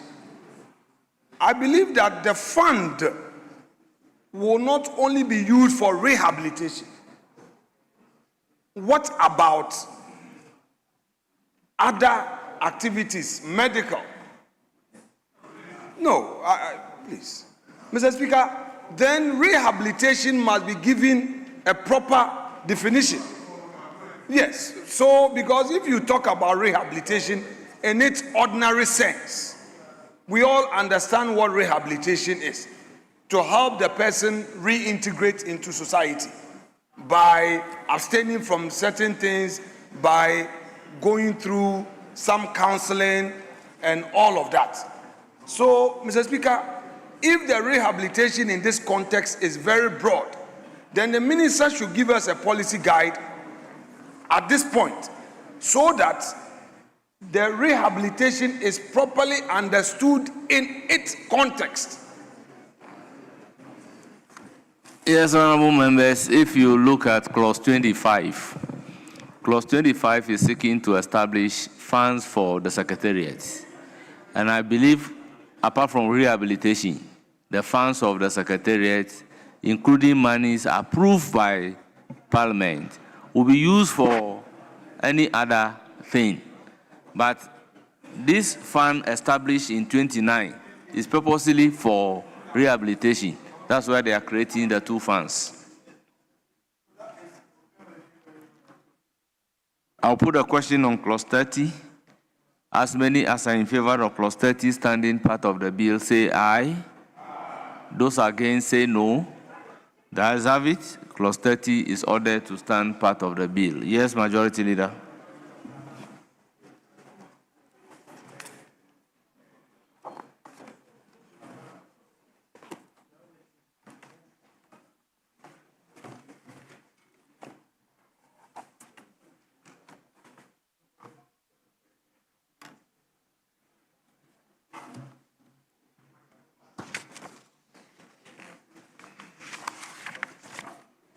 Yes, Majority Leader.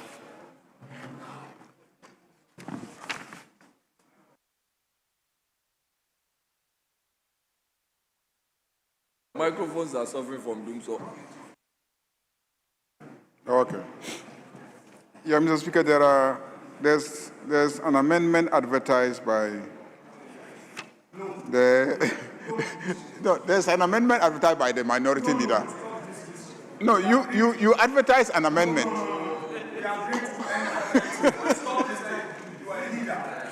No, Mr. Speaker, he advertised an amendment. So I want to find out whether he is interested in taking his amendment. You are interested in your amendment, but not today.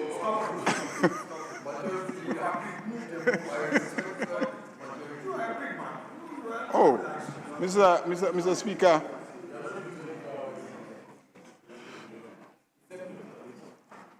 We started at 2 o'clock, so we've done 5 hours. We started at 2.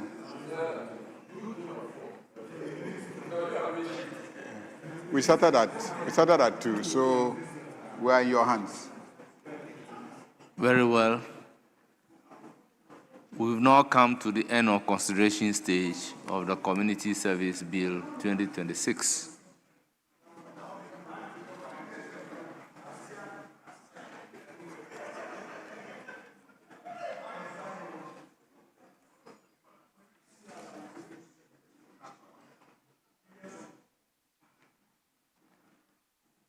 Honourable members, we have sat in excess of 5 hours. Therefore, Order 56-2 would come to play. Based on that, adjournment lies in the hands of the person presiding. The House is accordingly adjourned till Wednesday, the 10th day of June 2026 at 12 noon. The House is adjourned accordingly.